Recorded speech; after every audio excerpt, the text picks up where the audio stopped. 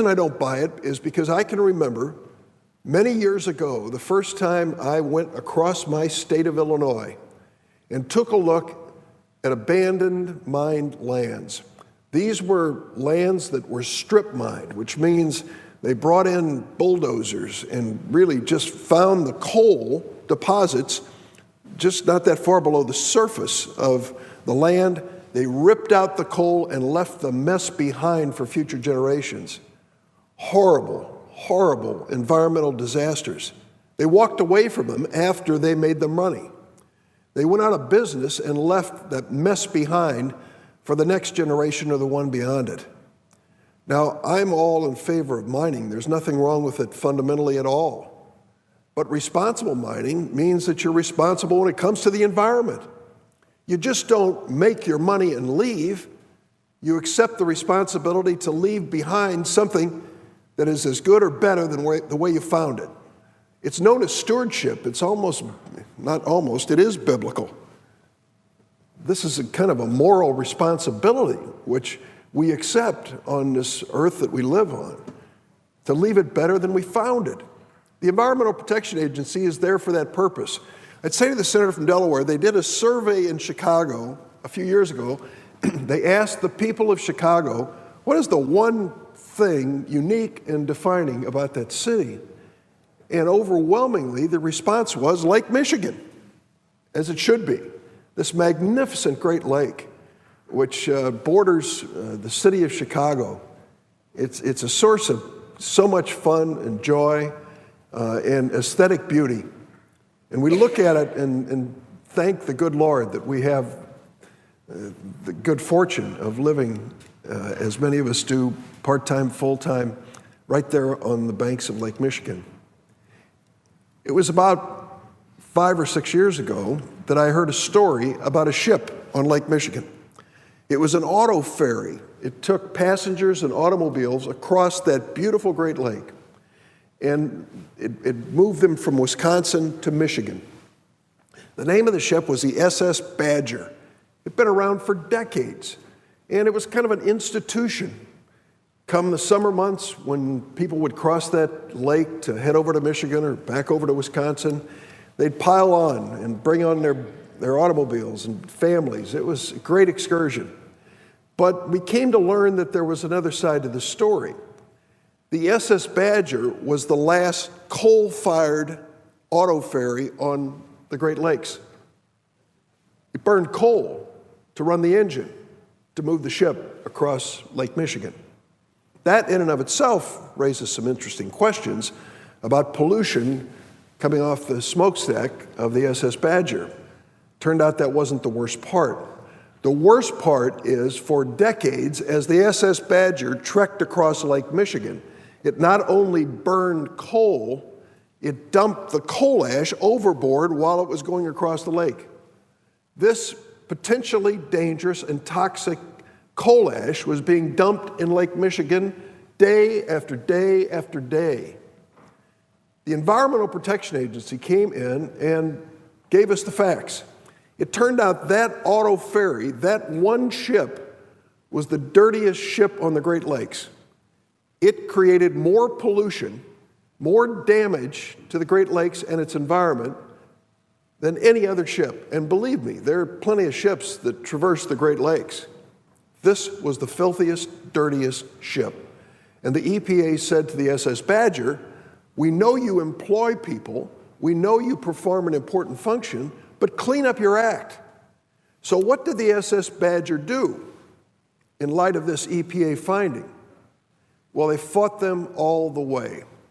And they came to Congress and asked that Congress designate the SS Badger as a historical monument.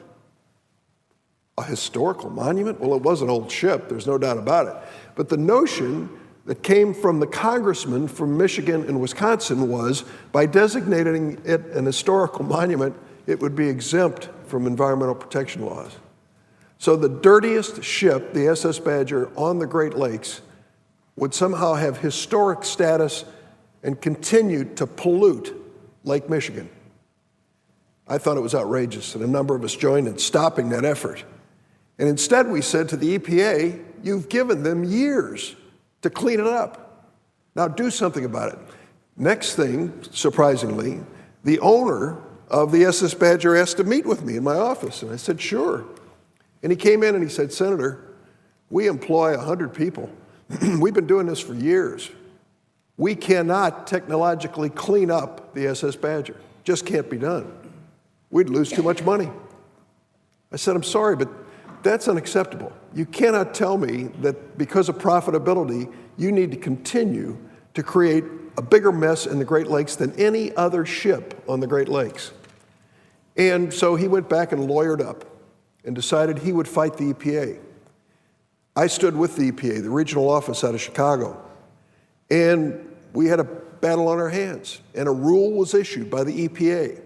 Now, I hear so many Republicans come to the floor bemoaning rules and regulations. Let me join that chorus. Are there too many rules and regs in some areas? Yes. Are there some rules and regs which I could never explain or even try to defend? Certainly. But the rules and regulations of the EPA many times are critically important, and in this case, that was exactly what we found. So the EPA issued a rule and regulation and said to the SS Badger, you've been given years to clean up and you won't do it.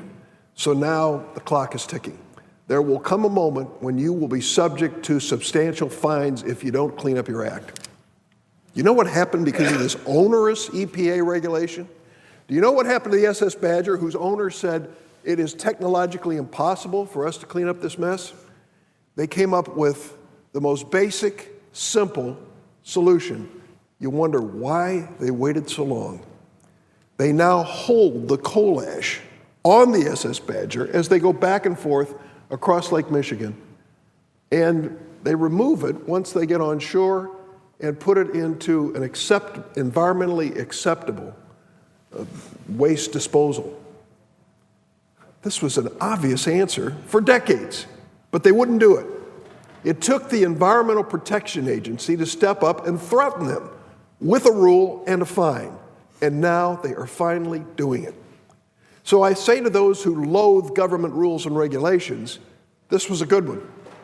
For the health of the Great Lakes, for God's gift to us of that beautiful body of water, we did the right thing and the EPA was there to do it. Yesterday, when President Trump signed this new resolution that repealed the rule, he was reversing what I just described to you. He was saying to mining companies across the United States, be my guest. Dump toxic waste and debris in our rivers and streams. Now, he did it in the name of job creation, and we all want to create jobs. But if we are creating jobs at the expense of the health of rivers and lakes, if we are creating jobs at the expense of safe drinking water, that's a bargain I won't be part of. Many times I've had a conversation with my wife and friends, and I guess it reflects the fact that we've been on this earth a little longer than some. And you wonder out loud, you say, why in the world do we have more autism today than we once had?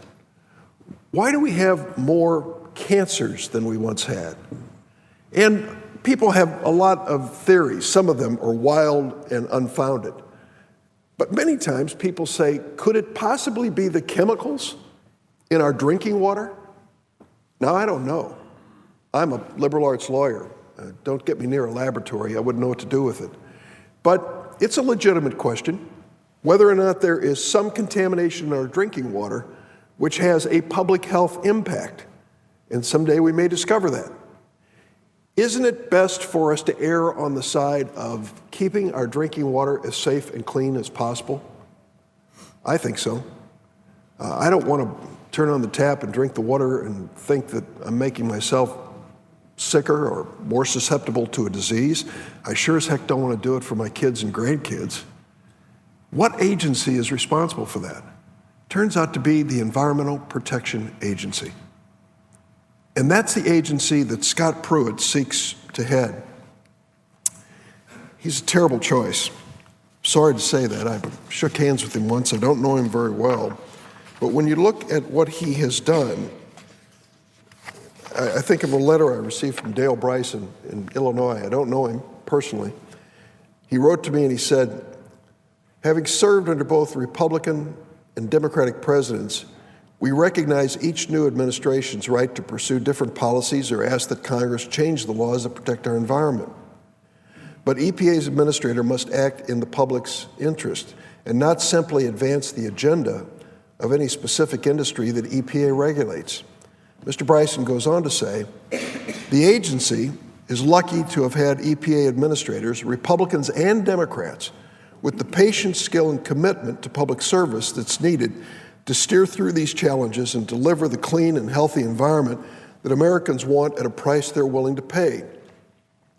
We do not believe Scott Pruitt has demonstrated that he has the qualities needed to lead the Environmental Protection Agency. He wasn't the only one who wrote to me. I heard from constituents who believe that sensible environmental regulations is critical for us to have a clean planet to live or leave to our kids. Tim Holine, a professor at Loyola University of Chicago, conducts research on water pollution in city environments. And he wrote to me, he said, I note our city, state, and county have made some major advances toward better infrastructure and policy for clean water. However, he says, we are still not meeting our obligations to our neighbors and future generations by rising to the best standards of water stewardship. Those gains are at imminent risk with the appointment of Mr. Pruitt to the EPA. Finally, I want to read a letter from a Chicago resident, Miss Maureen Keene, and she wrote to me and she said, I love my country. I love our beautiful environment and my family, and we need a strong advocate for our land and people to head the EPA. That person is not Scott Pruitt, and hundreds of former employees of the EPA agree with me. That must mean something. Pruitt has a record of doing everything he can to shut down and dismantle the EPA. We need a strong advocate who has the ability to create a balance between business and our land and people resources. One who can create strong laws for which businesses can agree on and adhere to while protecting our most precious assets, people, wildlife, and our land. She says, as someone who grew up surrounded by dirty water in the Little Calumet River, next to a train yard, and surrounded by onion fields with pesticides, I've seen firsthand family and neighbors die young from cancer. Please oppose Pruitt if you love America and your family. This is a decision that can be costly for future generations. These letters really are just a handful of those that I've received on the subject. Scott Pruitt has alarming conflicts of interest with the oil and gas industry. My friend and colleague, Senator Carper of Delaware, has taken on this nomination professionally, in the right way, and he has helped us reach a point now where we have to say to our friends on the Republican side of the aisle, be careful about the vote that you cast at 1 o'clock today, because by 1 o'clock on Tuesday or Wednesday in the following week, you may regret that vote. And the reason I say it is that Senator Carper has been working with groups trying to get a disclosure of the emails that Scott Pruitt, Attorney General of Oklahoma, had during the course of serving as Attorney General, while he was filing some 14 different lawsuits against the Environmental Protection Agency. He was caught red-handed taking a letter written by one of these energy companies and changing the letterhead and calling it an official statement from his own Attorney General's office. So he clearly has a comfortable, if not cozy, relationship with the energy companies. That in and of itself is not condemning or damning, but if it ends up that he is seeking this position to advocate their political position rather than to protect America's environment, that is an irrelevant issue. So Senator Carper has been working with groups night and day to get disclosure of emails that were sent to Scott Pruitt and sent by him between oil and gas companies and other energy companies to determine whether or not there are any conflicts we should know about before giving him this job. I understand that later this morning, our senator from Oregon, Senator Merkley, may be coming and asking for us to postpone this vote until these emails are publicly disclosed. Is it 5, 6, 10 emails? I think it's thousands, isn't it? Some 3,000 emails. The Republican senators and Senator McConnell have said, we don't want to read them. We don't care what's in them. It doesn't make any difference if it's a conflict of interest. This is Scott Pruitt. He's our man. President Trump wants him. And we don't want to read the facts. We don't want to know the evidence. We just want to give a good, loyal vote to our president. I don't think that that is the way we should meet our responsibilities in the Senate. The thoughtful and sensible thing to do is to postpone this vote until we return. We're going to be gone next week because of the president's recess. Scott Pruitt can wait 10 days, and we can wait for the truth, can't we? The Environmental Protection Agency will continue to do its business with its professionals, but before we put him in a job, which we may come to regret in just a few days, shouldn't we take the time to do this and do it thoughtfully? As Oklahoma Attorney General, he sued the EPA 14 times. He was often partnering with the very industries which he now is being called on to regulate.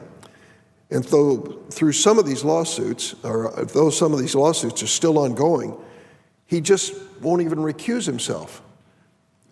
He was asked during the course of his hearing, as Attorney General of Oklahoma, you sued the EPA.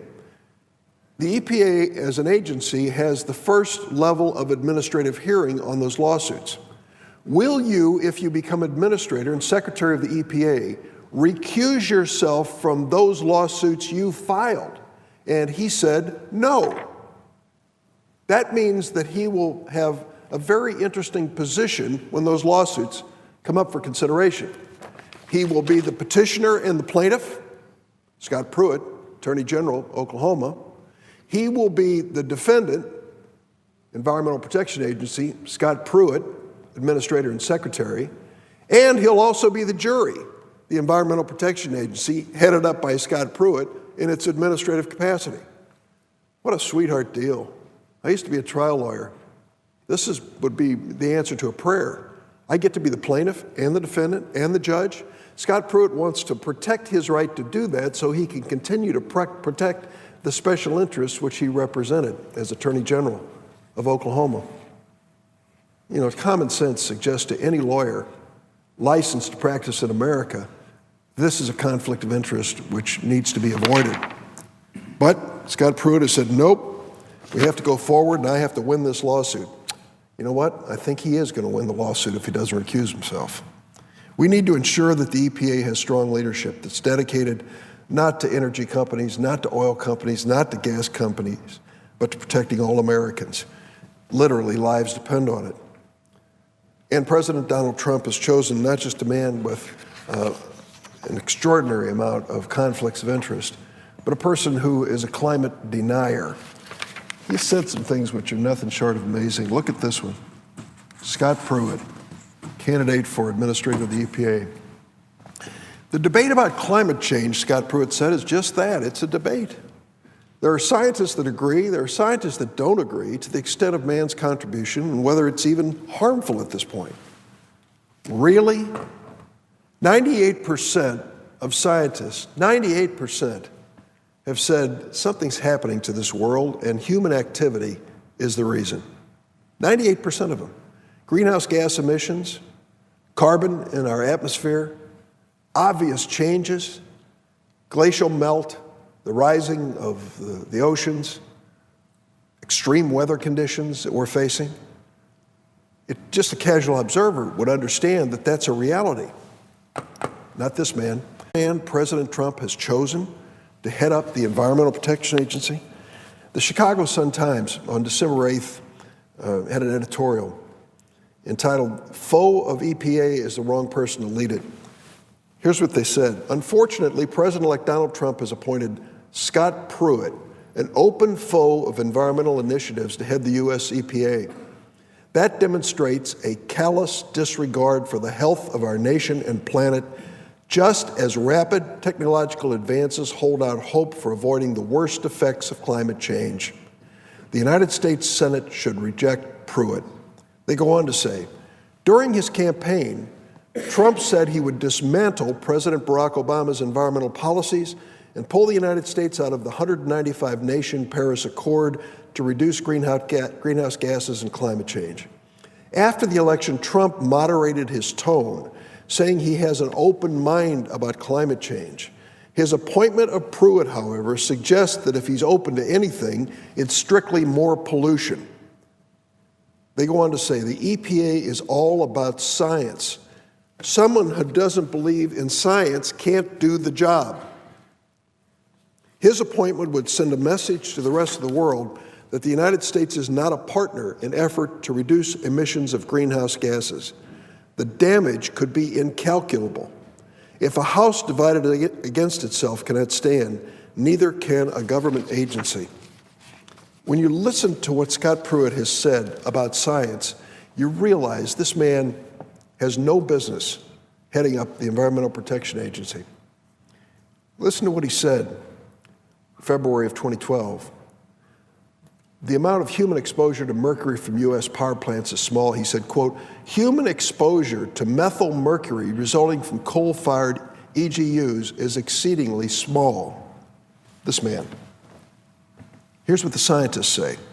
As a result of these long-term mercury inputs from coal-fired electric utilities, there are hotspots in whole regions, such as the Adirondacks of New York, the Great Lakes region of the Midwest, and large portions of the Southeast where the fishery is contaminated with mercury. There are more fish consumption advisories in the U.S. for mercury than all other contaminants combined. The source of this statement, scientific statement, Dr. Charles Driscoll from Syracuse University. Here's what Mr. Pruitt said about mercury and air toxic emissions from power plants. Quote, finally, the record does not support EPA's findings that mercury, non-mercury HAP metals, and acid gas HAPs pose public health hazards. Here's what the scientists say. Quote, there is no evidence demonstrating a safe level of mercury exposure. Source of that statement, Dr. James Paulson from the Council on Environmental Health, the American Academy of Pediatrics, before the Senate EPW committee. Scott Pruitt isn't quite sure that mercury is really that dangerous. Scientists disagree. Mr. Pruitt, when talking about the benefits from cleaning up mercury power plant emissions, the benefits of cleaning up power plant mercury emissions are, quote, too speculative, close quote, said Mr. Pruitt, and, quote, not supported by the scientific literature, close quote, Mr. Pruitt. Concluding, quote, EPA cannot properly conclude that it's appropriate and necessary to regulate hazardous air pollutants under Section 112. That's a statement in his legal brief, Scott Pruitt's legal brief, in the Murray Energy Corporation versus EPA, November 2016. What do the scientists say about Mr. Pruitt's observations? Quote, U.S. efforts to reduce mercury emissions, including from power plants, are benefiting public health much faster than could have been predicted in 1990. The source of that statement, Dr. Lynn Goldman, Dean of the Milken Institute School of Public Health, George Washington University, January of this year. Here's what Mr. Pruitt has to say about the debate over whether climate change is real. Quote, global warming has inspired one of the major policy debates of our time. That debate is far from settled. Scientists continue to disagree about the degree and extent of global warming and its connection to the actions of mankind. That debate should be encouraged in classrooms, public forums, and halls of Congress. From an article in the National Review, May of 2016. What do scientists say about Mr. Pruitt's observation? Quote, the scientific understanding of climate change is now sufficiently clear to justify taking steps to reduce the amount of greenhouse gases in the atmosphere. That was a statement from the U.S. National Academy of Sciences in 2005, 12 years ago. 12 years later, Scott Pruitt is still wrestling with whether this is a problem. How about Mr. Pruitt when it comes to the extent of the human activity on climate change? He said, we've had ebb and flow. We've had, obviously, climate conditions change throughout our history, and that's scientific fact. It gets cooler, it gets hotter, and we don't know the trajectory that we're on is an unsustainable course.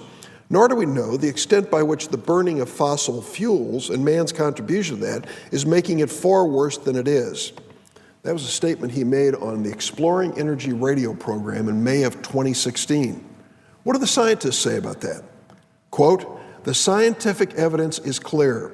Global climate change caused by human activities is occurring now, and it's a growing threat to society." Source, American Association for the Advancement of Science, 2006, 11 years ago. They said this unequivocally. Scott Pruitt still doesn't buy it. What did he say about climate change being a natural occurrence? I quote him, "Is it truly man-made? And is this simply just another period of time when the Earth is cooling, increasing in heat? I mean, it's just typical natural type of occurrences as opposed to what the Obama administration says." Again, that's from that radio program, Exploring Energy Radio. This was in October of 2016. What do the scientists say about Mr. Pruitt's observation? Quote, "Human-induced climate change requires urgent action. Humanity is the major influence on the global climate change observed over the past 50 years. Rapid societal response can significantly lessen negative consequences." The source, the American Geophysical Union. The date, 2003, 14 years ago. And here's Scott Pruitt, this man who wants to head up our Environmental Protection Agency, still at war with scientific fact. What has he said about the debate over climate change? He said the debate about climate change is just that, a debate. There are scientists that agree, scientists that don't agree to the extent of man's contribution and whether it's harmful. Again, from this Exploring Energy radio program, which somehow I missed in May of 2016. What do the scientists have to say about that? Quote, "It is clear from extensive scientific evidence that the dominant cause of the rapid change in climate of the past half-century is human-induced increases in the amount of atmospheric greenhouse gases, including carbon dioxide, CO2, chlorofluorocarbons, methane, and nitrous oxide." The source of that statement? The American Meteorological Society, the year 2012, 5 years ago. What Mr. Pruitt says about how reasonable minds can disagree on climate, quote, "How climate change is happening, if it is, clearly is subject for reasonable minds to disagree, whether man is contributing to it or not." Again, this is from his Exploring Energy radio program, April 2016. Sorry I missed that one too. Here's what the scientists say in response. The evidence is incontrovertible. Global warming is occurring. If no mitigating actions are taken, significant disruptions in the Earth's physical and ecological systems, social systems, security, and human health are likely to occur. We must reduce emissions of greenhouse gases beginning now. The source of that scientific statement, the American Physical Society, 2007, 10 years ago. Now we know what this man is all about. He denies science. He is an advocate for those special interest groups who make money off of pollution. He doesn't believe the Environmental Protection Agency should have the authority it has today. He's challenged it 14 times in court. He won't recuse himself from even the petitions he has personally filed as Attorney General from Oklahoma, and he is anxious to be approved by the Senate before we get a chance next Tuesday or Wednesday to read 3,000 emails he received and sent as Attorney General of Oklahoma, including emails between Mr. Pruitt, energy, gas, and oil companies. I think it's pretty clear what this is all about. This is an effort by special interests in America to put their best friend on the job at the Environmental Protection Agency. They want to make sure that he is there to look the other way when we should be regulating to keep this planet that we live on safe and in good shape for future generations. That, to me, makes a clear choice for all of us. I'm going to vote against Scott Pruitt. I'm sorry, I say to Mr. President Donald Trump, you have a right to have your point of view. You don't have a right to put a man in this job who denies basic science that has been agreed upon for over a decade. And you certainly don't have the right in this circumstance to put a man in charge of the EPA who is going to add to the climate change problem in our world, who is going to diminish the reputation of the United States in fighting this on an international basis, and who is going to kowtow to the special interest groups which has been shown over and over again when it comes to his service as the Attorney General of the state of Oklahoma. Mr. President, I ask consent to have 5 minutes to make a statement on a separate topic at a separate place in the record. Without objection. Thank you. Mr. President, yesterday the President of the United States had a long and eventful press conference, 77 minutes, talking about the issues before us in this country and his administration. He referred to his administration as a, quote, fine-tuned machine. That was his 28th day in office. I would observe the following. This so-called fine-tuned machine was forced to dismiss the acting Attorney General of the United States in the first 3 weeks. This fine-tuned machine was reprimanded by 3 different federal courts for an executive order on immigration and refugees, which they found to be inconsistent with the law and the Constitution of the United States. This so-called fine-tuned machine had to accept the resignation in the first 24 days of the National Security Advisor to the President of the United States. Mr. Trump is making history. No president has been through those experiences, none. I wouldn't say it's a fine-tuned machine, I'd say it's a history-making machine. And sadly, this fine-tuned machine, as he calls it, has had some rough spots. That's not all. This issue about the Russian connection in President Trump's campaign is not going away. 17 different intelligence agencies have verified the fact that Vladimir Putin and the Russians expressly tried to invade on a cyber basis the United States of America and to influence the outcome of the election. And it wasn't an equal opportunity effort. They were there to elect Donald Trump and defeat Hillary Clinton. Now, to make the record perfectly clear, as they say, there's no evidence that the Russians had any impact on the actual casting or counting of votes, but they did everything else they could dream of. They tried to invade and hack sources of files and information and to disclose them and release them in a timely fashion. There was that horrible episode involving Entertainment Weekly, or whatever the name of that operation was, where they had a recording of then candidate Donald Trump and saying some awful things. It was no coincidence that 2 hours after that recording was released, they started releasing John Podesta's emails and files, the Russians did, to try to resurrect the campaign of Donald Trump, which had hit some pretty rocky shoals. So we know that happened.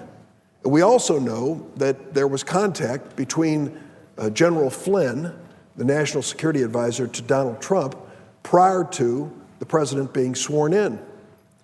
Now, the extent of the contact, we don't know. The number of people in the Trump campaign who may or may not have had contact with the Russians, we don't know. But we do know this.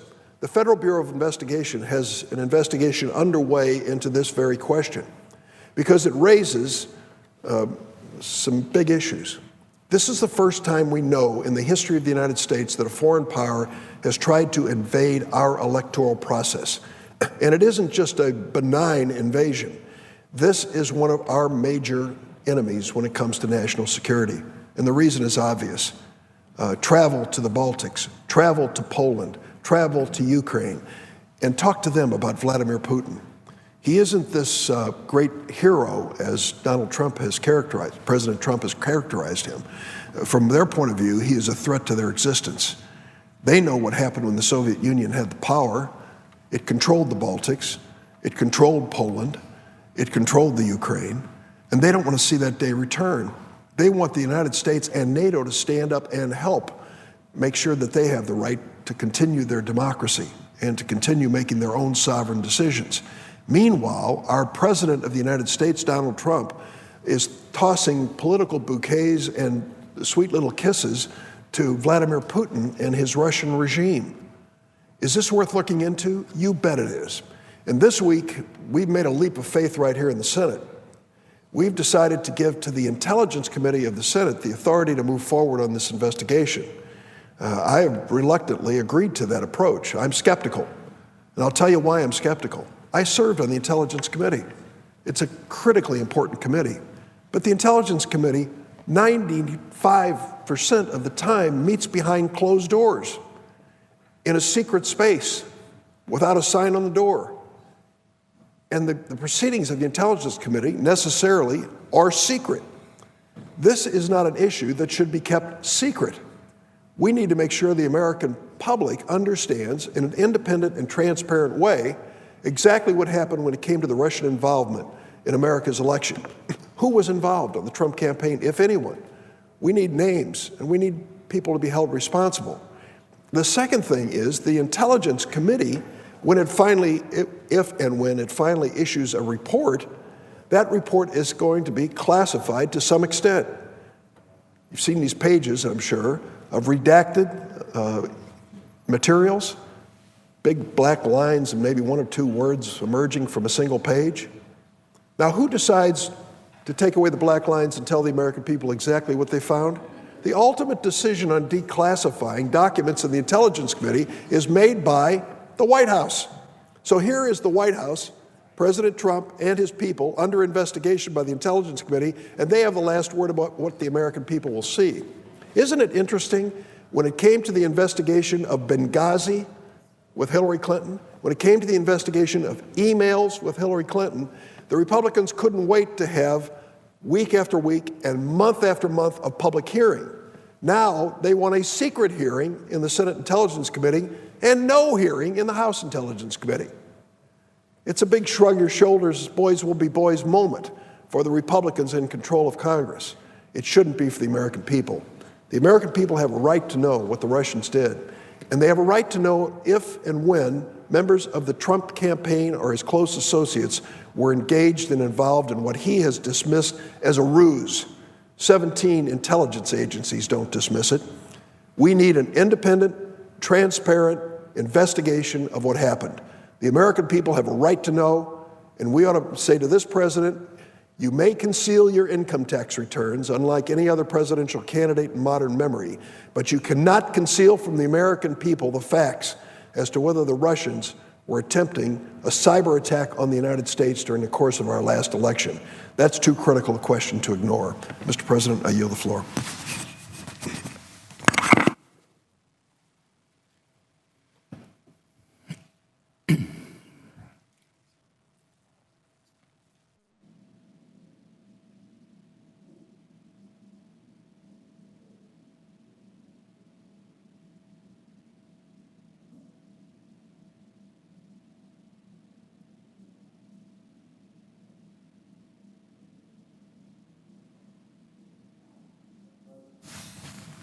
The senator from Maine. Mr. President, I rise today in one sense, as a former governor. In looking at nominations of cabinet members by the executive, I start with a position of deference to the executive because I think he or she should be able to choose their own the people who surround them, the people who are going to give them advice. And I understand that. I did that as a governor, and I understand that principle. And indeed, in the proceedings before this body thus far, I think I voted for 7 or 8 or 9, perhaps 10 of the nominees for cabinet members by the president. But today, we're considering a nominee who is hostile to the fundamental purpose of the agency to which he is being appointed. We are appointing a person to be the head of an agency which is called the Environmental Protection Agency. All you need to know about the mission of that agency is contained in the name, the Environmental Protection Agency. And we are considering a nominee who has no record that I've been able to discover of protection of the environment. None, zero. No history of actions on behalf of the environment, on behalf of the health and welfare and well-being of the citizens of his state or of the United States.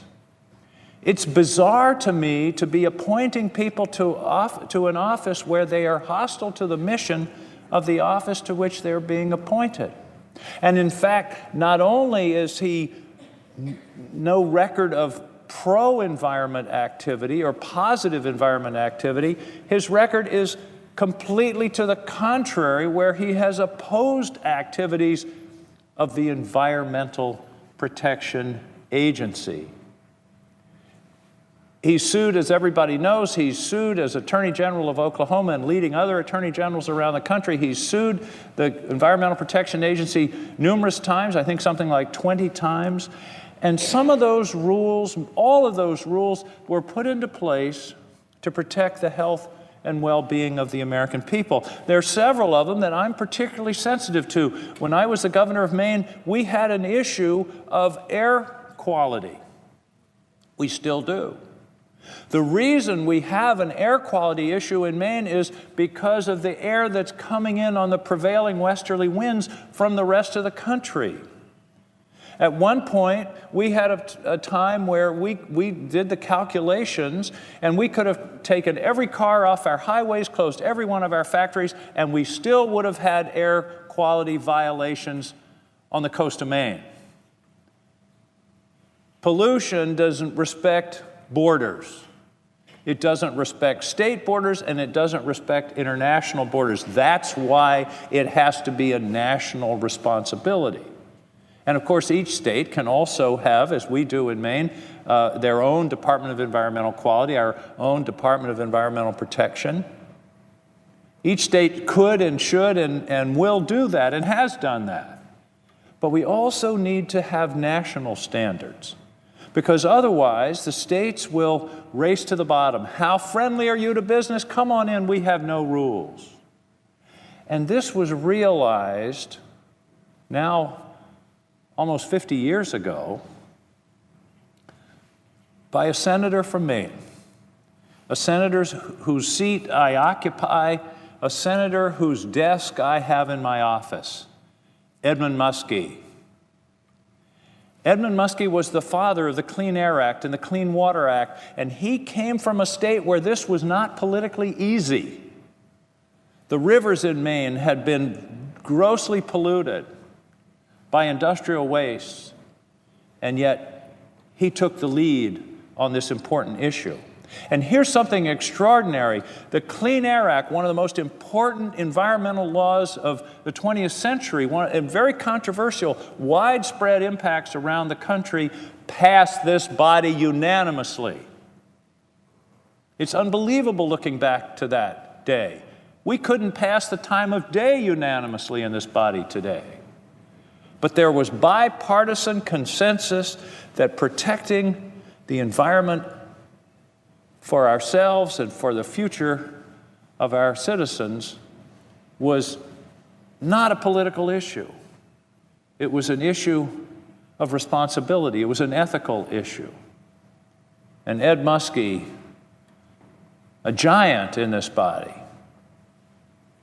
created the groundwork and the legislative basis for the work that we're still doing today.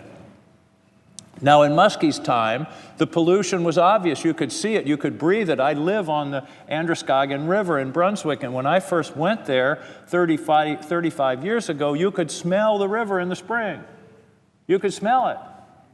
You knew, hey, it's spring. You can smell the foam and the waste that's coming down the river. That's gone today, because of the work of people like Ed Muskie. And by the way, people like Howard Baker, Republicans. And in our state of Maine, the environmental movement was led by Republicans in those days. Hoddy Hildreth, David Huber, Ken McLeod, Harry Richardson, those are all prominent Republican leaders in our state who also led the environmental protection movement in our state. And as I said, it was easy. You could smell it. You could see it. The smog in Los Angeles was so bad. It was, it was ridiculous and it was unhealthful. And so we took some steps that dealt with that. Well, Madam President, we're facing an environmental threat today that's somewhat less visible, although I will argue that it is actually quite visible. But it is no less profound, and in fact, I believe it is more dangerous, more threatening, more important to the future of this planet and our country and our people than those obvious threats that were faced back in 1970 and beyond. Environmental protection, in my view, is a moral and ethical issue. It's an intergenerational ethical issue, and it can all be summarized by what I call the main rototiller rule.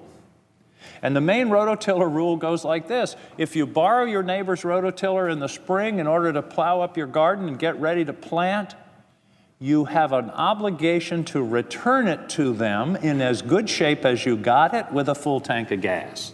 That's all you need to know about environmental stewardship, because we have the planet on loan. We don't own it. We own it temporarily. We own plots of land temporarily. But we don't own the planet. We have it on loan from future generations, from our children and our grandchildren and 7 generations hence. And yet our age, our generation, are acting like it's all ours. Everything is ours.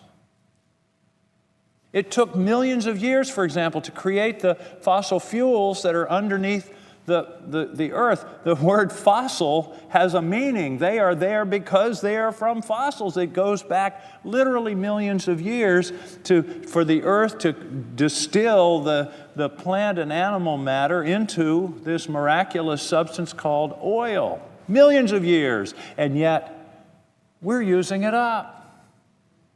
Forget about the pollution for a moment, but just think about the idea that we're using an asset that the earth produced over millions of years, and in a matter of, 200-300 years, we're going to use it all.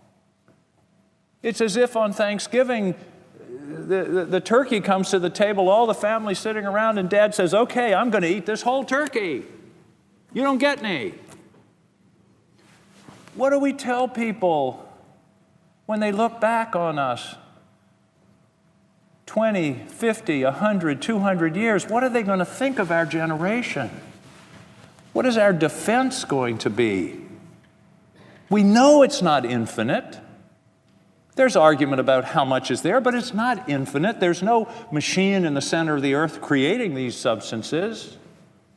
Therefore, we have a responsibility to future generations to not, as my friends in Maine would say, not to pig out on what we have and just forget about who comes next. And of course, as it becomes more rare, it will become more expensive. So we're passing those costs off as well. But beyond that is the environmental cost. And I mentioned the obvious environmental problems back in the 70s and 80s when you could see the air, when you could smell the rivers. But today the problem is what we're doing to the planet's climate. And what bothers me about this nominee is he basically says, well, it's a controversial issue, the sciences differ. No, the science is clear. But before I get to that, one more point about the ethical and moral responsibility. Last year we had Pope Francis here. And Pope Francis has talked a great deal about this issue and the ethical and moral and indeed religious obligation we have to be good stewards of our environment and of our planet. And people criticize the Pope. They said, let the Pope stick to religion and stay away from science. Well, it turns out the Pope is a chemist. Well, that's an unfortunate fact. But the Pope understands, and you can go, when the Pope was here, I did a little exegesis in the book, in the good book, and found a number of references to the responsibility that we have to protect the environment and the land. Indeed, in the Old Testament, where we all know about the Sabbath, on the 7th day he rested, there's a provision in the Old Testament where every 7 years the people were instructed to let the land lie fallow for a year, a Sabbath for the land, in order to preserve its productivity. So this is fundamentally, I believe, an ethical issue. What do we owe our children? and to just forge ahead in the face of overwhelming science, all the predictions, and what's happening in the world around us is selfishness. It's unethical. It's wrong. It's unfair. And as I said, we're talking about a nominee for this body that says the debate about climate change is just that, it's a debate. I'm quoting now. There are scientists that agree, there are scientists that don't agree to the extent of man's contribution and whether it is even harmful at this point. Give me a break. The scientific community is virtually unanimous, and indeed, the data is unanimous. I carry a little card around with me. This is a blow-up of it. And I'm a visual person. I like to see things, and I understand them better, and to me, this is what you need to know about what's going on. People say, well, by the way, what this is CO2 in the atmosphere, parts per million, for 800,000 years. And people say, well, it's varied over time. It goes up and down. It's just a natural cycle. Well, it does vary over time. Here's 850,000 years, and you can see that it varies from a low of about 180 parts per million up to close to 300 parts per million, and that's the variation. Absolutely true. That's the variation until you get to about 1860. And that's when it starts to go up. And now we're at 400 parts per million, 25% higher than it's been in 5 million years.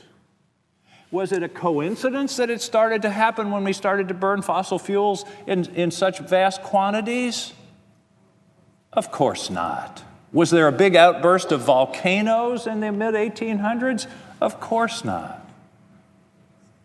This isn't debatable.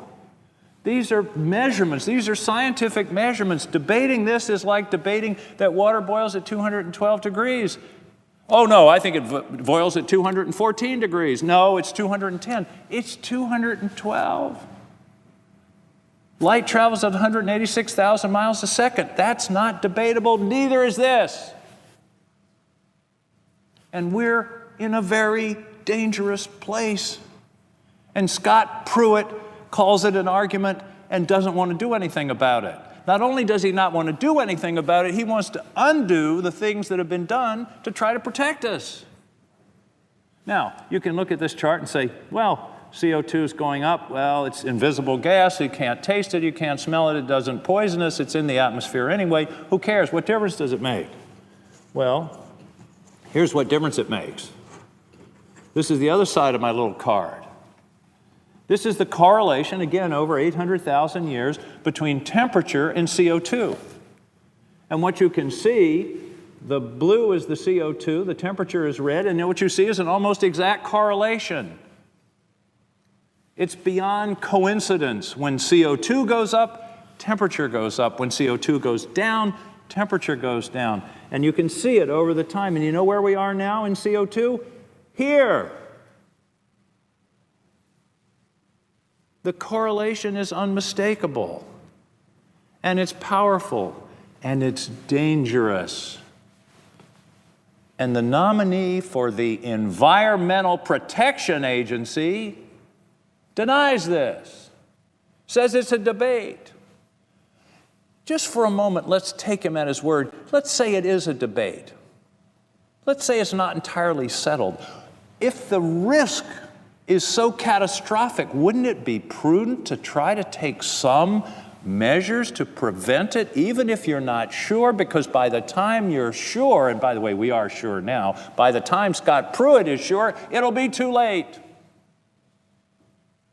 It may already be too late. We may be beyond a tipping point, and all we can do is mitigate the danger, not stop it altogether, because we've been heedless of the consequences of the results that will impact the next generation of Americans and of people around the world. Now, What are the consequences going to be? So what if it gets a little bit warmer? We'll be able to play golf longer in Maine. Hey, not bad. But the consequences, in many cases, are going to be catastrophic. There are many already affecting Maine in terms of where our lobster population is moving. I had a sea farmer in my office 2 days ago, a fellow who's got a great business. He's grown it for years. It's really a serious business of growing oysters.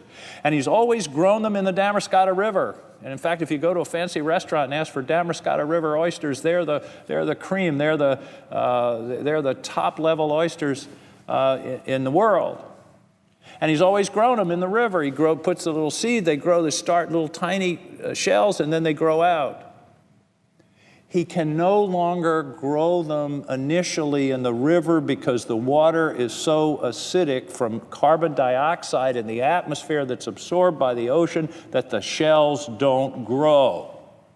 And he's had to move the incubation part of his business on shore and treat the water to lower the acidity so the shells will grow, and then when they get a certain size, he puts them back in the river.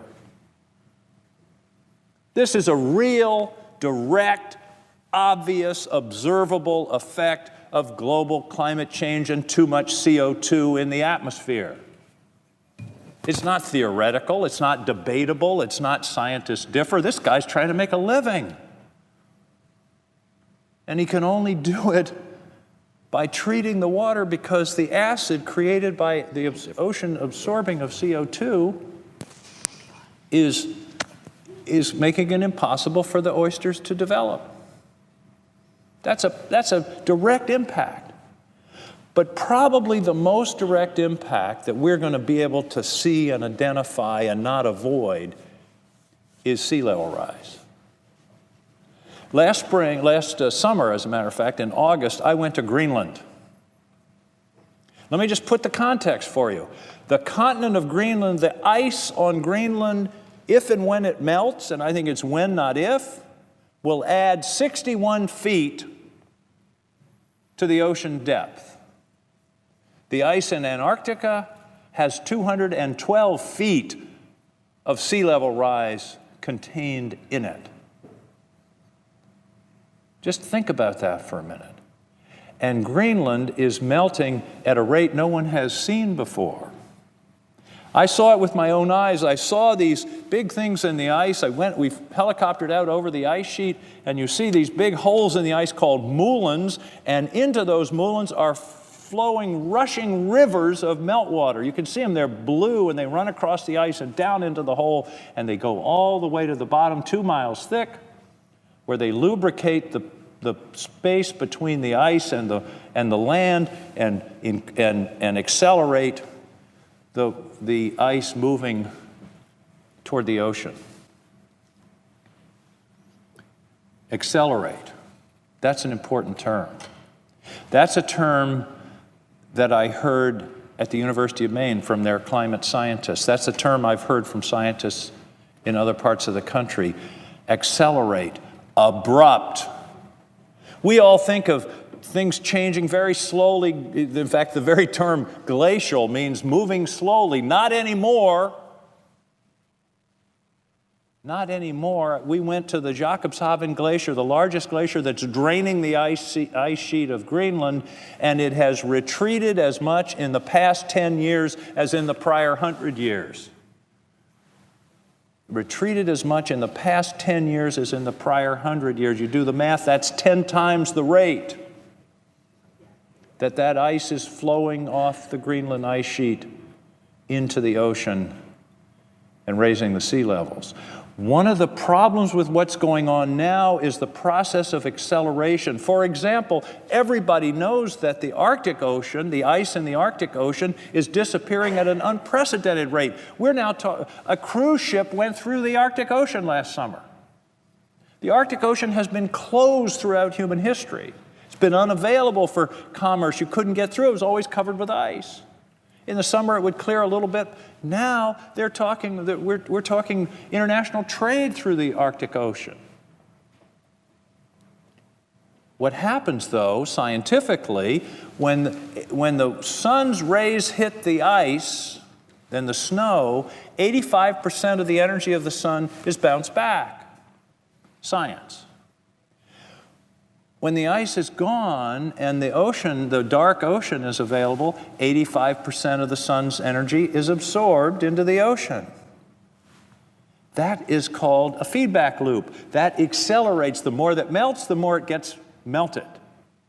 And that's the kind of thing that is happening in Greenland, in Antarctica, and indeed all over the world.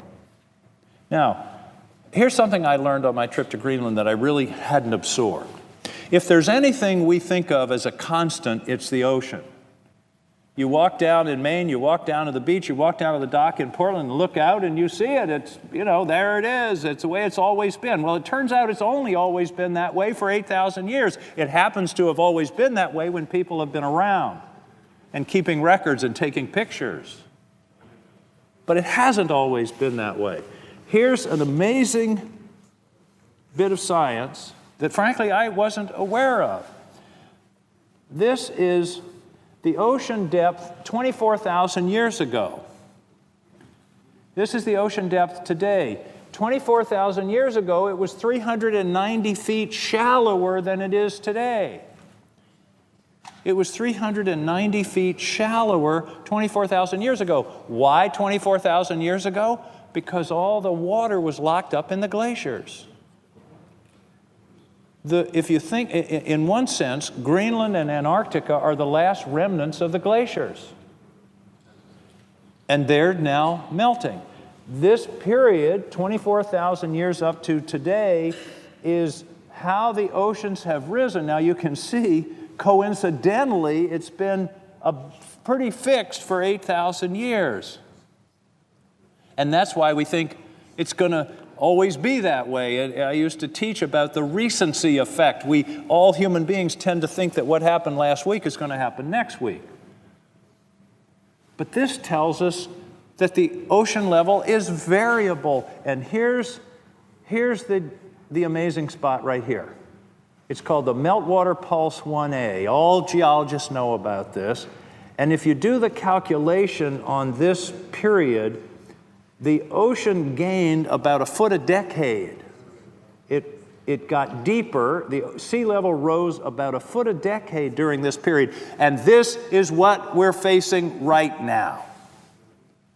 The best estimates I've been able to obtain are that we're facing about a foot to a foot and a half of sea level rise in the next 15 years and a foot a decade thereafter for the rest of the century. If you do the math, that's an additional 6 to 8 feet. In fact, there was an estimate that was just released last week. It's more like 9 feet, 3 meters.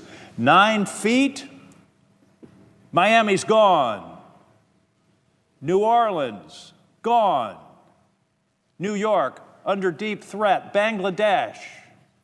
We're talking about national security here because the people who are going to be pressed into migration because of this are going to create a national security and a migration crisis, the likes of which this country and this world has never seen. We're talking about 1 million or 2 million people out of Syria, and it's caused great uproar in here and in Europe. The estimates are for the migration from climate change in the reasonably foreseeable future to be 200 million to 500 million people. Think of the national security implications of that. And here we are debating a nominee for the Environmental Protection Agency who says, well, it's debatable. Maybe it is, maybe it isn't. It's not debatable, Madam President. This is happening. And for us to ignore it and to improve this nominee who is hostile, who has sued the agency, who's never done a thing in his life to protect the environment, is just outrageous. It's a dereliction of our responsibility, and we are going to look back on this moment and say, what were we thinking? And I understand that the president won, and elections have results, and he can move in the direction that he wants to on policy, but this is beyond policy. This is just fundamentally irresponsible to our children, to their children, and the future of this country. So I hope that after this debate and after this discussion, that the people of this body will come together and say, just as they did with the Secretary of Treasury of Labor nominee, who really wasn't appropriate, and say the same thing. Plus, finally, I'll just note this as a parenthetical. There's the issue of the emails in and out of this fellow's office when he was Attorney General that they've been hiding for 2.5 years or 3 years that may well become available in a week. And if I were someone contemplating voting for this fellow, I'd sure as heck want to wait till I saw those emails, because there may be things there that are going to be profoundly embarrassing, if not worse. So there is no reason to move this nomination today, and there's no reason, in my view, to move this nomination at all. And I understand that the EPA can overreach, any agency can overreach, and there should be control on regulations. I've worked on regulatory reform since I've been here. But there's a difference between regulatory reform and a wrecking ball to the fundamental protections that have made so much difference for the people of this country. So, Madam President, I hope that we'll consider the future in our vote today. Not just ourselves, not just the regulations, not just a few people that may be profiting by the exploitation of these resources, but think about our kids, our grandchildren, and our ultimate responsibility to this country. Thank you, Madam President. I yield the floor.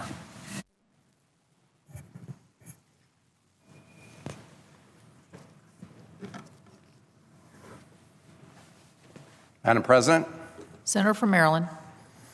Madam President, I'd like to start where the senator from Maine left off, and that's with respect to the approximately 3,000 emails that Scott Pruitt, the nominee to lead the Environmental Protection Agency, has been hiding for public view.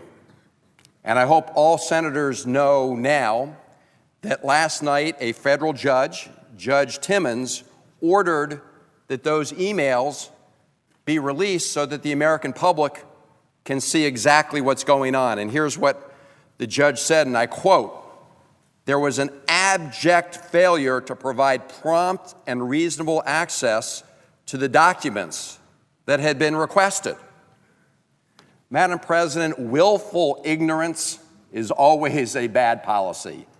And I really hope that this Senate will not engage in willful ignorance when it comes to the nomination of Scott Pruitt. Why not wait a few days to see what's in the emails that were so deliberately hidden from public view? That should worry every senator, Republican and Democrat alike. Madam President, in addition to all the concerns that have been raised by my colleagues on this floor with respect to having Scott Pruitt at the helm of EPA, Marylanders have a special concern. In fact, those who are part of the Chesapeake Bay states have a very, very special concern. You know, the Chesapeake Bay is a natural treasure. It's a national treasure. It's the nation's largest estuary. It's beloved by Marylanders and beloved by all who benefit from its great bounty. Marylanders get up in the morning and go crabbing on the bay, and it has also been a source of income for our state and the other bay states. The reality is that our tourism industry depends on a healthy bay. Our watermen depend on a healthy bay. Our boating industry depends on a healthy bay. So it's not only an environmental imperative, it is an economic imperative in the state of Maryland. And the Chesapeake Bay is threatened more than almost any other water body in the United States by pollution. And that's because its tidal tributaries have a shoreline more than the whole west coast of the United States. In other words, if you look at the water surface of the bay and you look at the surface area of the rivers and streams feeding into the bay, and you look at all the shoreline there, it's greater than the West Coast. The surface water area, including the 150 major rivers and streams and more than 100,000 smaller tributaries, is 4,500 square miles. But the watershed, the landmass that drains into that area, is 64,000 square miles from 6 states and the District of Columbia, everywhere from Virginia to parts of New York State.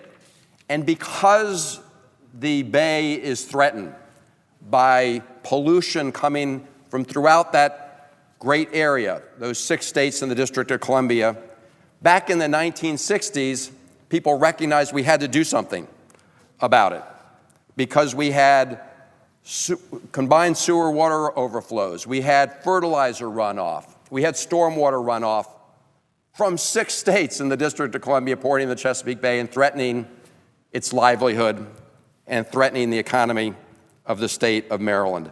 And that's when a number of states got together and said, we got to do something about it. And Senator Mathias, who is a Republican senator from the state of Maryland, brought people together and said, we need to do a national study that was funded by the federal government, because in a situation where you have so many states contributing to the pollution in the bay, obviously it's not within the power of only one state to do something about it. And over nearly 3 decades, from those early days back in the 1960s and beyond, we entered into a number of bay agreements with the 3 states immediately around the bay: Pennsylvania, Virginia, Delaware, and the District of Columbia, and then it got expanded over time. But despite all the efforts in those states, it was as if we were on a treadmill. The good news is that the actions taken by the states with the help of the EPA meant that we were not going backwards. It was a little bit like you're trying to run up a down escalator. If we hadn't been taking any action, we'd be going down fast. The bay would get more and more polluted, become less and less healthy. But even with all the measures we were taking, it was like we were running in place on that escalator that was going down. And so in 2009, the Bay States decided that they needed to put more teeth in the enforcement mechanisms to make sure that everybody was being held accountable for their share of cleaning up this precious natural resource and natural treasure. And that's when we entered an agreement with the Environmental Protection Agency, giving the EPA the authority to help enforce the provisions of that agreement if any state strayed. And the results have been very important and very encouraging. Just this January, the Chesapeake Bay Foundation, in its biannual State of the Bay report, gave the Chesapeake Bay its highest, its healthiest score since the report began in 1998. Now, I want to be clear, we're still a long way from a healthy Chesapeake Bay. But we've gone from running in place to actually making a few steps forward, and that is largely as a result of the efforts of the Bay Agreement and the new leverage that the Environmental Protection Agency has to enforce compliance with that agreement. And here's where the story of the President's nominee to be the head of EPA intersects with the Chesapeake Bay. Because as Attorney General of the landlocked state of Oklahoma, Scott Pruitt decided to join in a court case to try to blow up this Chesapeake Bay Agreement. He decided from Oklahoma that he wanted to get in the business, the bipartisan business that had been supported by Republican and Democratic governors alike, Republican and Democratic senators alike over a long period of time. And he sued, along with others, the EPA to try to prevent EPA from playing this important role that helped give us a boost. Now, the good news, Madam President, is Scott Pruitt and the others failed. The judge said, sorry, you are wrong. This does not exceed the EPA's authority.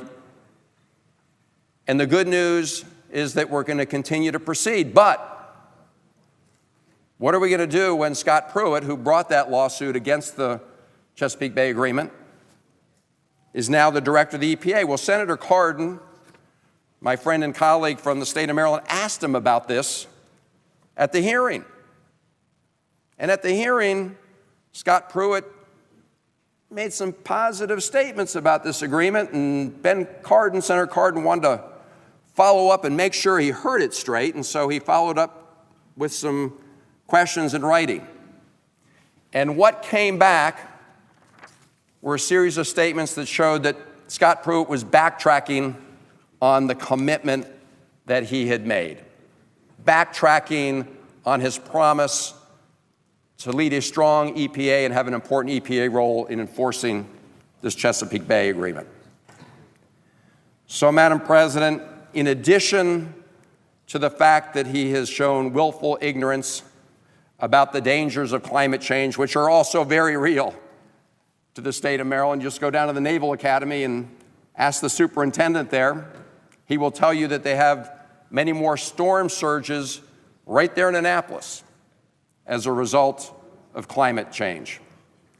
In addition to that, and so many other areas where Scott Pruitt has sided with big money, special interests, polluting special interests, he clearly is somebody who we worry about in the state of Maryland with respect to protecting the Chesapeake Bay. So I ask all my colleagues to join with us in at least demanding now that we have an opportunity to see the 3,000 emails that the federal judge has required be provided to the public next week. I would hope that all senators don't want to be embarrassed by voting for somebody today only to find very compromising emails next week. So I really believe we have an obligation to the American people to ensure that we have an opportunity to view those emails. I certainly know that the people of Maryland, when it comes to protecting our beautiful Chesapeake Bay, both because of its natural beauty, but also because it is essential to our economy, join me in encouraging my colleagues to ask for delay and at the very least vote no on the nomination of Scott Pruitt. I yield the floor.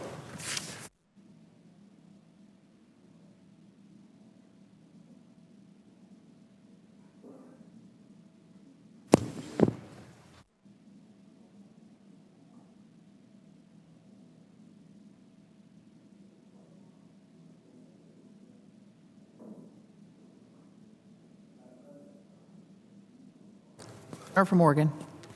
Thank you, Madam President. As every one of us in this chamber knows, we are currently debating and preparing to vote on the nomination of Scott Pruitt to be the next administrator of the Environmental Protection Agency. But the truth is, we don't have all the information we need to make this important decision. We don't have all the facts that we ought to have. And that's because the nominee, in his role as Attorney General of Oklahoma, has worked very hard to keep the information contained, controlled, and unavailable to the senators in this chamber, and unavailable to the citizens of the United States of America.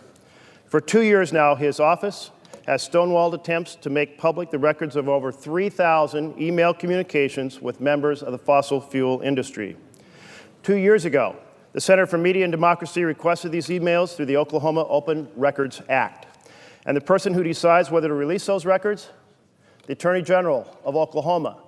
And who is the nominee before us? The Attorney General of Oklahoma. When Democrats on the Environment and Public Works Committee requested these records, Mr. Pruitt, during the confirmation process, the answer we got back was, quote, I would direct you to make a request of the Oklahoma Attorney General's office under the Oklahoma Open Records Act. Now, when he encouraged us to make that request, he knew, and we shortly knew, that he had no intention of actually granting access. He was telling us to get in line behind more than 50 other requests for that information, and that request has not yet been answered.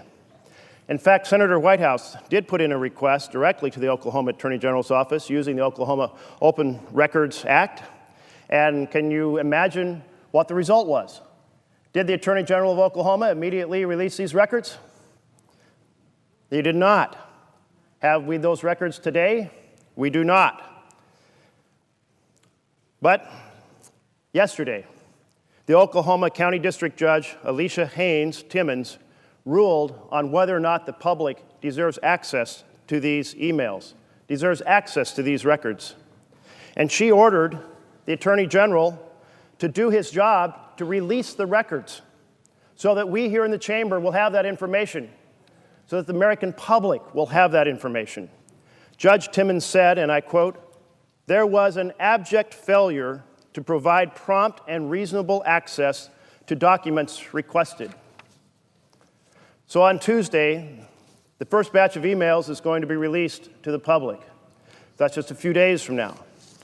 But if we vote today, we won't have that information before us.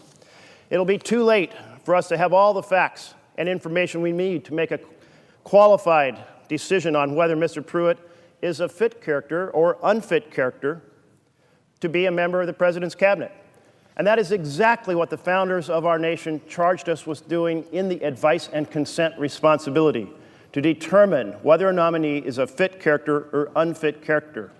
So we here in the Senate are not doing our job under our responsibility under the Constitution if we vote today, not having yet reviewed the information in those emails that the judge has just said must be released. We're being asked, or more pointedly, forced by the Majority Leader to rush through the information, through the confirmation of Mr. Pruitt without having this vital information. This is a question of transparency. This is a question of exercising our authority in a responsible fashion. This is about the right of the members of the Senate to have the information needed to fulfill their responsibility under the Constitution, and this is about the right of the citizens of the United States to know that the members here are doing their job and to weigh in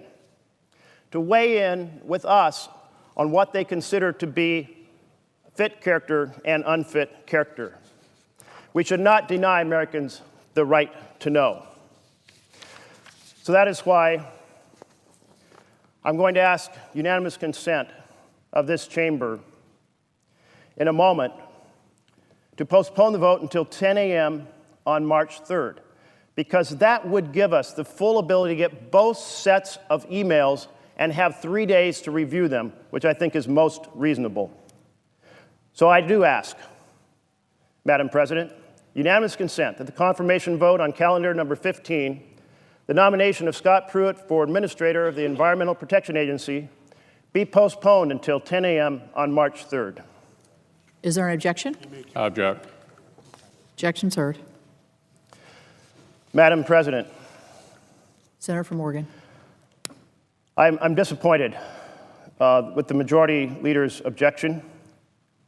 I know that all of us who serve in this chamber want to do our job in a fashion in which we thoroughly and responsibly execute the responsibilities of our office.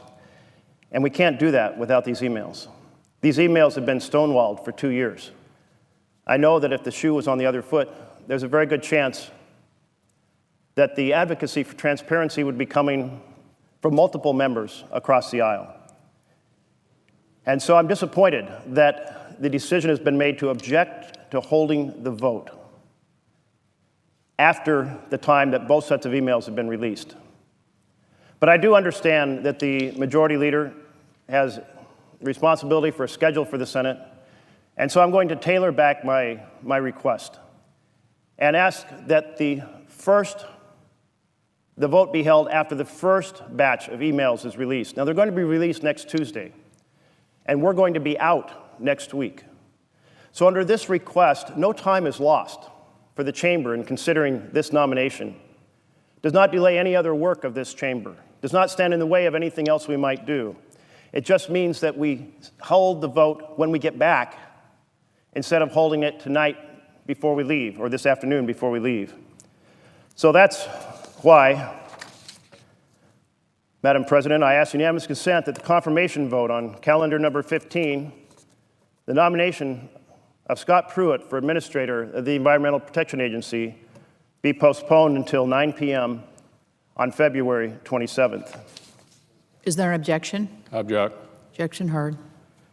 Madam President, Senator from Oregon. both of my unanimous consent requests have been rejected, as is the right of any member. But still, there is a principle here, a principle of executing our responsibilities and a principle of transparency, a principle of understanding whether or not the individual before us is a fit character to serve in the office.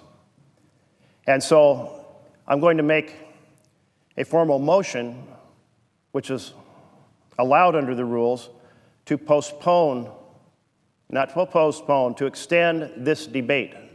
The rules call for 30 hours of debate, but provide a clause that by a vote we can extend that debate. I'm going to propose we extend that debate for an additional 248 hours. That 240 hours would take us until Monday evening, on the evening we return. So again, no time lost with the agenda before this body, but we would all have the chance to review those 3,000, or at least the first batch of those emails, to determine if there's information that's related to whether the nominee is fit or unfit to hold this office. Therefore, Madam President, I move to extend post-cloture debate on calendar item number 15, the nomination of Scott Pruitt for Administrator of the Environmental Protection Agency, for an additional 248 hours. Object. Madam President.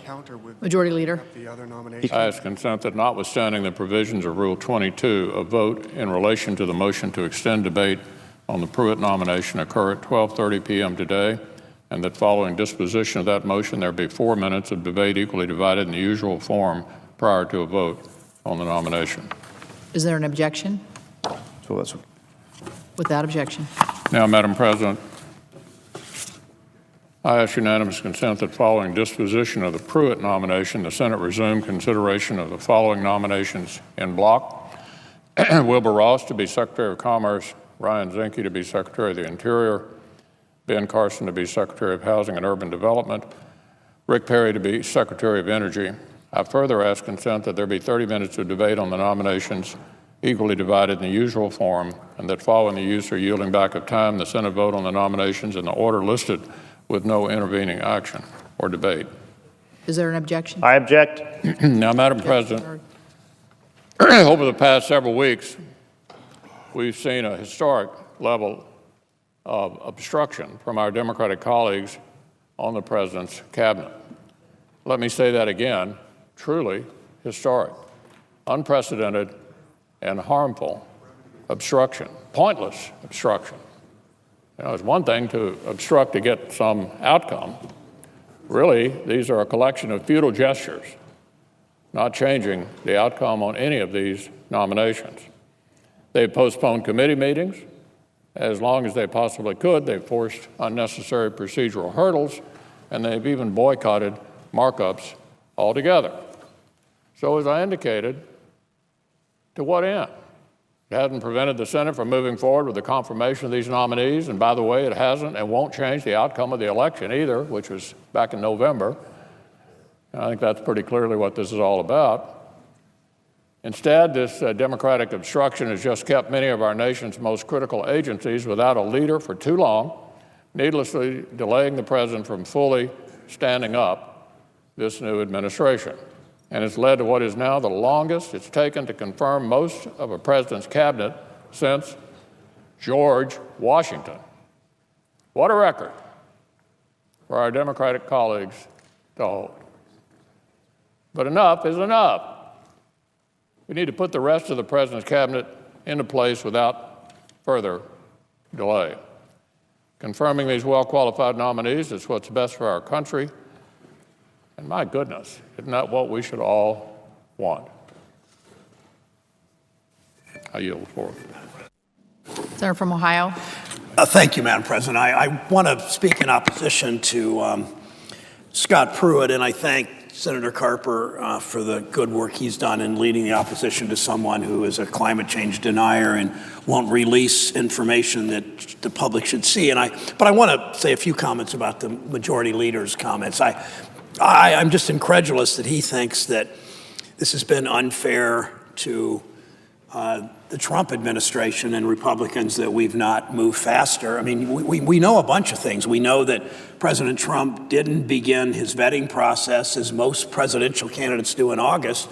We then know right after the election he fired his person in charge of vetting and of the transition. We know then he appointed people without vetting them because he wanted to speed it up. And we also know that the people that he nominated, that President Trump nominated, a number of them were billionaires and Wall Street bankers, and they had very, very, very complicated financial backgrounds and holdings. And we had to, because the Trump administration didn't do it, the Senate had to do it, and the media had to do it, to look at the backgrounds of some of these nominees. And then on top of that, we saw a level of corruption that we had never seen in presidential nominations. We saw a Secretary of Health and Human Services passed on a unanimous by voting for by every Republican, who bought and sold health care stocks while a member of Congress, voting and sponsoring health care, voting on and sponsoring health care amendments and bills. We saw other nominees. We saw Secretary Mnuchin, and Senator Carper played a role in this,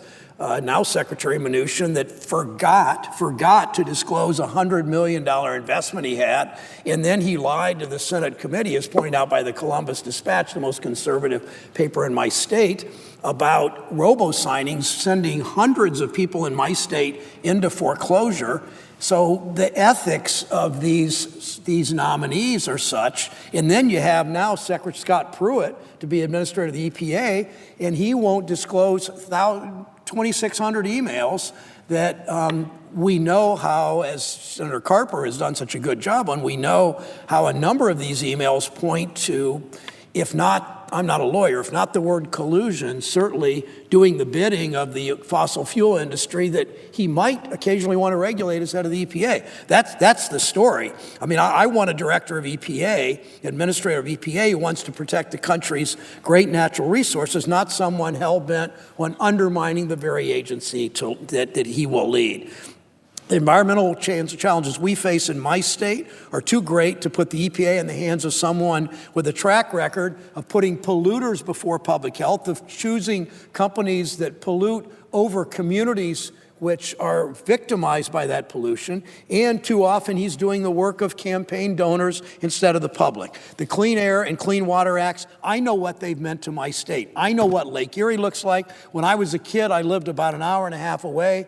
Lake Erie was just an environmental disaster. The county of Cuyahoga and Erie and Lorain counties couldn't clean it up. The state of Ohio didn't have the resources to clean up. It was only that terrible fire in Cleveland where bridge trestles on the Cuyahoga River caught on fire that got the Nixon administration to move and create the EPA, and then we cleaned up Lake Erie, one of the great accomplishments in our country's history, environmental and otherwise, one of the great accomplishments.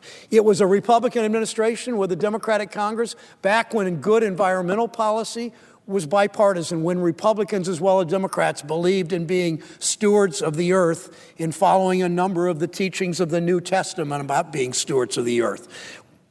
It was a sustained effort by citizens and by their elected officials in both parties to protect our public health. The EPA affects the water that comes into our children's drinking fountains. It affects our small businesses that rely on tourists at our lakes and beaches. It affects farmers who feed the nation. But according to Dr. Asparna Bull, a pediatric specialist at University Hospitals in Cleveland, asthma rates in my part of Ohio are above the national average because of the region's poor air quality.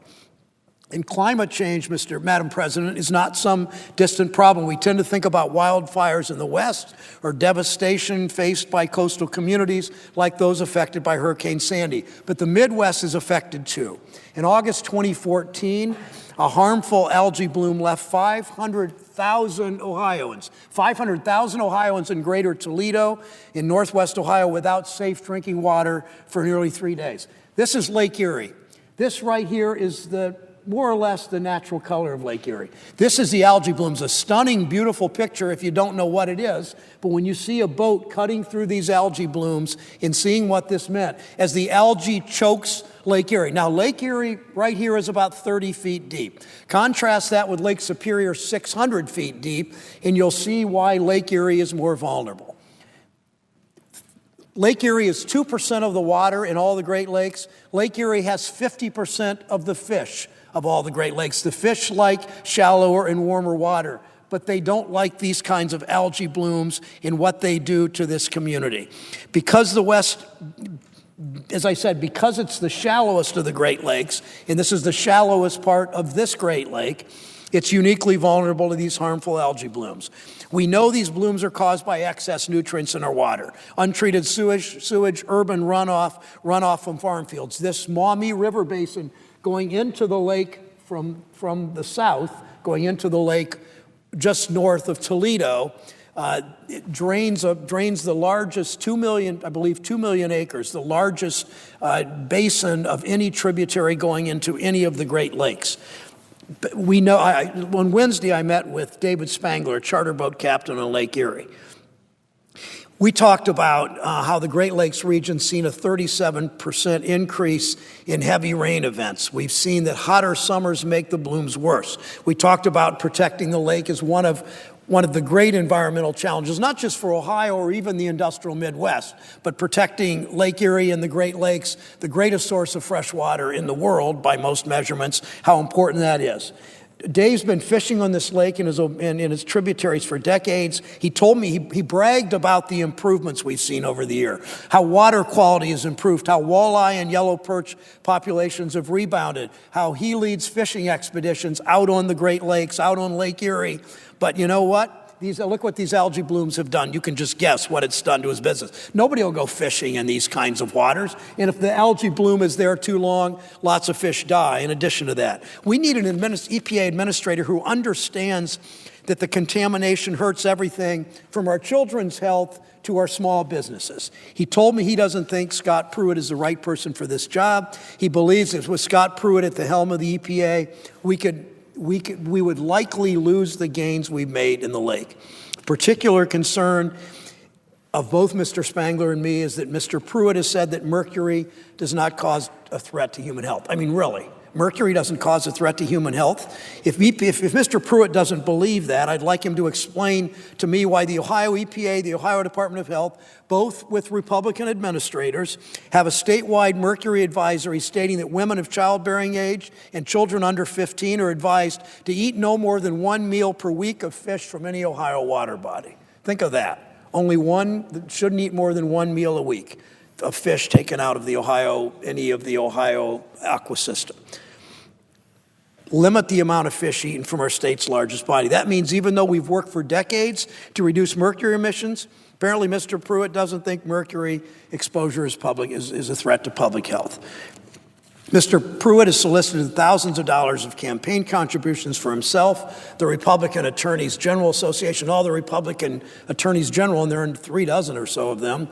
They work together to raise lots of money to keep themselves in office so they can continue to do some of the work they do. And some of the work they do is stand in the way of good environmental policy. He's refused for years, as Senator Merkley's pointed out, as Senator Carper has pointed out consistently, to disclose some 2,600 documents showing correspondence between his office and the companies supposed to ensure follow the law. And we know who some of those companies are. What's he hiding? Why won't he tell the Senate what's in those documents? Why does the Senate Republican leader not want us to see those documents? Because he's saying, no, we can't. We've got to vote on this now. Just happens to be we'll be looking at documents over the next few days, but apparently it's not going to be able to affect this vote. Could be because in the past he submitted letters to the EPA that were written by the companies he's administered, so that he's supposed to regulate. So think about that. An oil company writes a letter, and then that letter remarkably ends up pretty much word for word to be sent to the EPA. Allowing him to become EPA administrator is like allowing an arsonist to become the fire chief. The goal of both is to burn things down. Mr. Pruitt's record clearly shows he is not the right person to lead our Environmental Protection Agency. Ask for. No. Clerk will call the roll. Mr. Alexander.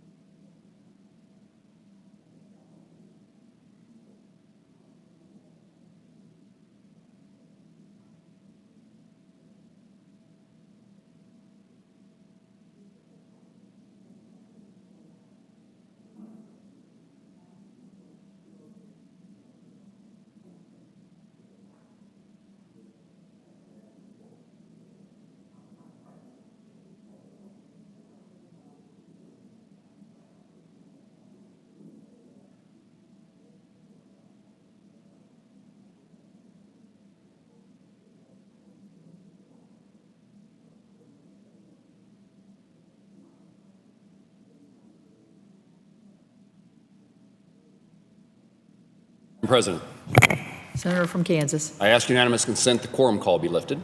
Without objection. Madam President, I ask unanimous consent that I be able to speak as if in morning business. Without objection. Madam President, thank you. The Natural Resource Conservation Service is one of the best opportunities we have, and some of the best stewards we have for caring for lands in Kansas are our farmers and ranchers. And what a great combination in the public-private partnership when we work together to improve our water quality and quantity, work to make sure that our air is cleaner, make certain as best we can that the dust doesn't blow in Kansas. And so while we talk about environmental issues, I want to mention the work that goes on in my home state and places across the country with a partnership that occurs by the Department of Agriculture, USDA, its agency, the NRCS, and landowners in my state. But, Madam President, I want to highlight how difficult those farmers and ranchers, what circumstances they find themselves in today. In 2016, the price of wheat hit a decade low. Wheat prices fell from a high of $7.60 a bushel in 2013 to $4.11 per bushel in 2016. So from $7.60 to $4.11 in just a short period of time. And unfortunately, those prices have continued to stay low. Often in Kansas, when commodity prices are a challenge for those who raise crops, we're able to supplement our income by the price of cattle, our ability to raise quality beef and to sell that in markets and to compensate for the challenges that occur on the crop side of agriculture. Unfortunately, the same thing has happened in the livestock market as well. Live cattle prices dropped from $166 per hundredweight in January of 2015 to $132 per hundredweight in January of 2016. So again, a fall from $166 to $132. Those two things combined, low commodity prices, low price for wheat, low prices for cattle, mean that agriculture in rural America is hurting greatly. This is a tremendous challenge, and in appearing to be perhaps the most difficult time that agriculture producers, farmers and ranchers face in the Midwest since the 30s. I've come to speak about this today. Senator Roberts, the chairman, the senator from Kansas who chairs the Agriculture Committee, is having a hearing of the Agriculture Committee in Kansas during the next few days. And I appreciate the opportunity he's providing Kansans to have input as we begin the process, as the process begins for a new farm bill. And I congratulate him and welcome the input that everyday folks who earn a living in agriculture will have as a result of his efforts. What I want to highlight today, with the circumstances so challenging, we need to do things that reduce the input costs associated with production agriculture. But the focus I want to make today is that we need every market possible for our farmers and ranchers to sell into. 95% of the mouths to feed, 95% of the consumers are outside the United States. And our ability to survive in agriculture in Kansas and in this country is related to our ability to export those agricultural commodities as well as food products around the globe. In the confirmation hearings that I've been involved in based upon my committee assignments, and in addition in conversations with the nominee to be the Secretary of Agriculture, Governor Perdue, I have highlighted time and time again the importance of exports. So if we face this struggle, the struggle that we do absolutely face today, a way that we can help improve that circumstance is to sell more grains, more meat products, more beef, more pork into foreign country markets. And it's not happening the way it needs to happen to lift the prices and therefore increase the chances that farmers and ranchers will survive the difficult and challenging economic circumstances. I almost said as an aside, let me mention another challenge. It really isn't an aside, it's so important. We have difficult times in agriculture. It's a cyclical world, and prices are up and prices are down based upon the laws of supply and demand. But in difficult times, we've always in the past been able to count upon a lender, a banker who is willing to help that farmer, that rancher get through difficult times. And the regulatory environment that our banks now face, the regulatory environment that our bankers now face, particularly in rural communities where there is a relationship. We often operate in banks in my state and certainly in rural communities across Kansas as a result of a relationship. And so our bankers, those who lend money to farmers, know those farmers. They've known their families, they knew their parents, their grandparents, and they were the financier. They were the ones who were able to lend capital, working capital, to farmers in good times and bad. And our regulators, and I have visited with the Office of the Comptroller of Currency, the FDIC, the Federal Reserve, the State Banking Commissioner in our state, all with the message that in these difficult times, we can't let the consequences of Dodd-Frank overwhelm the ability for a banker to continue to make decisions about lending money to agriculture producers. We can't turn the authority of making that decision based upon long generations of relationships between those in agriculture and those in financing agriculture to be overcome by the rules and regulations that followed the passage of Dodd-Frank, particularly as it relates to those relationship or community banks and lenders. So while it's challenging in agriculture due to the prices, one of the ways that we've been able to survive over the years in low price times is because of that relationship and understanding that I know this farm family. This is the banker talking. I know this farm family.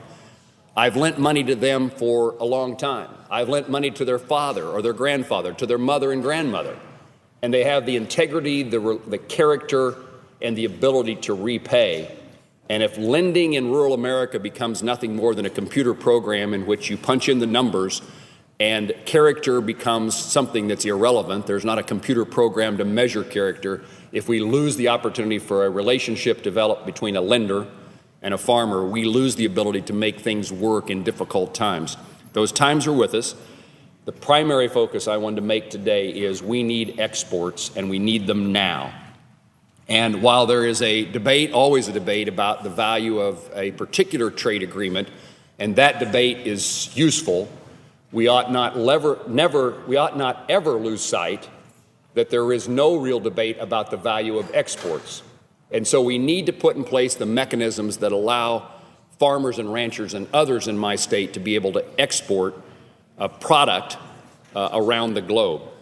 And I would encourage the administration, I would encourage members of Congress as we develop our policies in this new session to make certain that exports are front and center in our economic policy, because the survival of the folks that I represent in Kansas and the communities in which they live are in jeopardy if we don't get those markets back and we don't retain those markets. So exports are important to us. We can't afford not to pursue each and every one of them. If we're not going to have multilateral trade agreements, we need to have bilateral trade agreements, and we can't wait very long for those agreements to take place.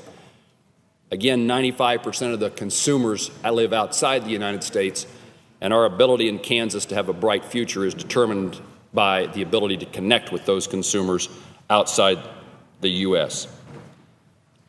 Again, if I can take just one more moment to also point out that I have requested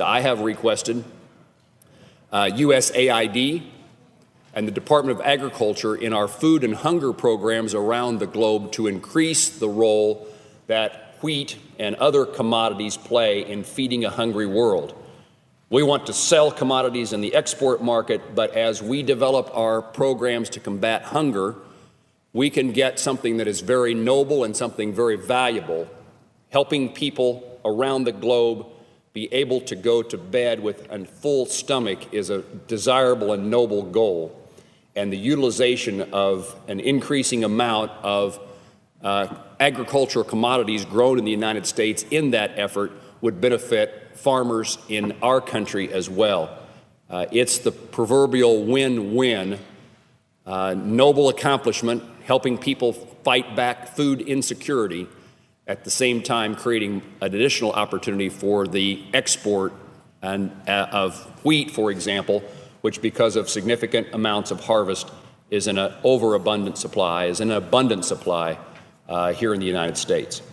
So, Madam President, thank you for the opportunity to visit with my colleagues here on the Senate floor today and to express the desire to work with each of them as we develop the efforts to make certain that exports are front and center, particularly as they relate to agricultural interests in the United States. Madam President, I yield my time. I yield the floor. Senator from Delaware. A friend from Kansas is here. I just want to say, a lot of people around the country think there's nothing we agree on, and I agree with a whole lot of the things that the... Does the gentleman have the mic? Thanks, Madam President. Madam President, a lot of people think there's not much we agree on, and I just want to say just about everything that the senator from Kansas has just said, I agree. And the fact that 95% of the world's markets are outside of our borders, if we lose sight of that and forget about the value of exports, we make a huge mistake. I was in support of the Trans-Pacific Trade Partnership. I believe that the senator from Kansas was as well. And some people are saying, well, we need to forget all about that, and what we need to do is renegotiate NAFTA. In the context of negotiating the Trans-Pacific Trade Agreement, we renegotiated NAFTA. And I hope we won't throw out that baby with the bathwaters as we go forward. I commend the senator for his remarks and say how much I enjoy working with him on, among other issues, postal reform. Thank you. Madam President, I would ask unanimous consent that the following congressional fellows in the office of Senator Tom Udall be granted floor privileges for the remainder of the 115th Congress. Their names are Emma Locatelli, Sean McDougall, and Angela Tapia. Without objection. Good.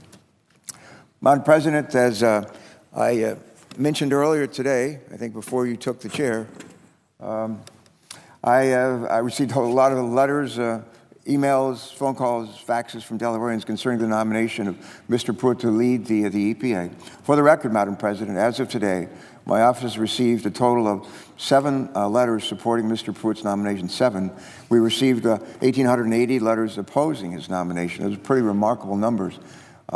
Please compare this number to the 278 letters to my office that we've received opposing the nomination of Congressman Tom Price to lead the Department of Health and Human Services. It's pretty amazing.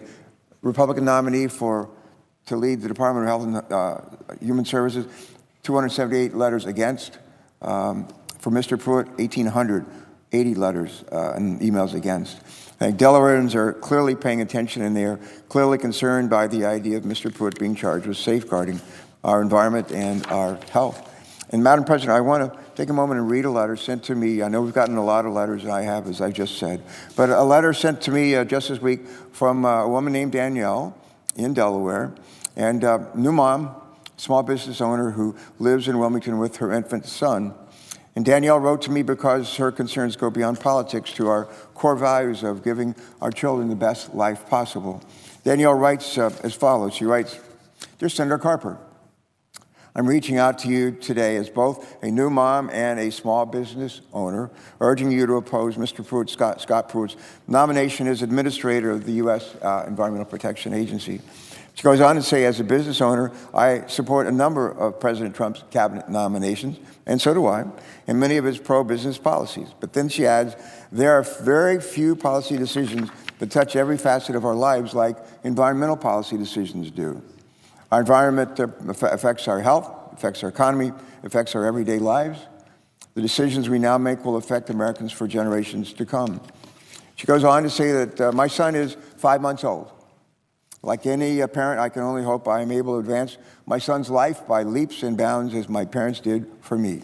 And then she says these words up here.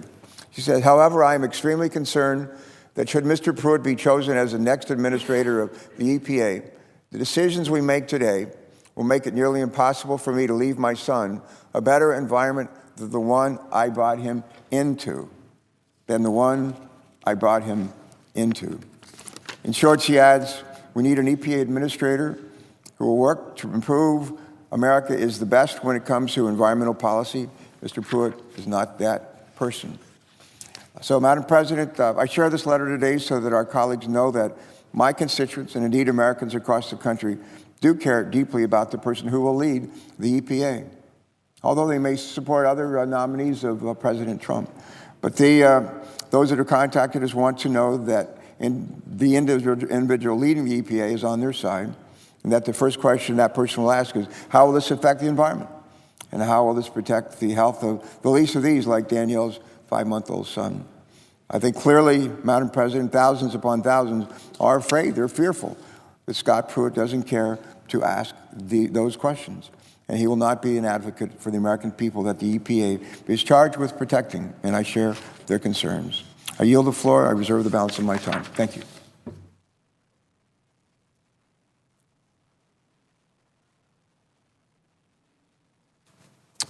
Madam President. Senator from Alaska. Madam President, I rise in support of Attorney General Scott Pruitt to be the next administrator of the Environmental Protection Agency. And I think it's important, as we are continuing this debate, to make a couple things perfectly clear.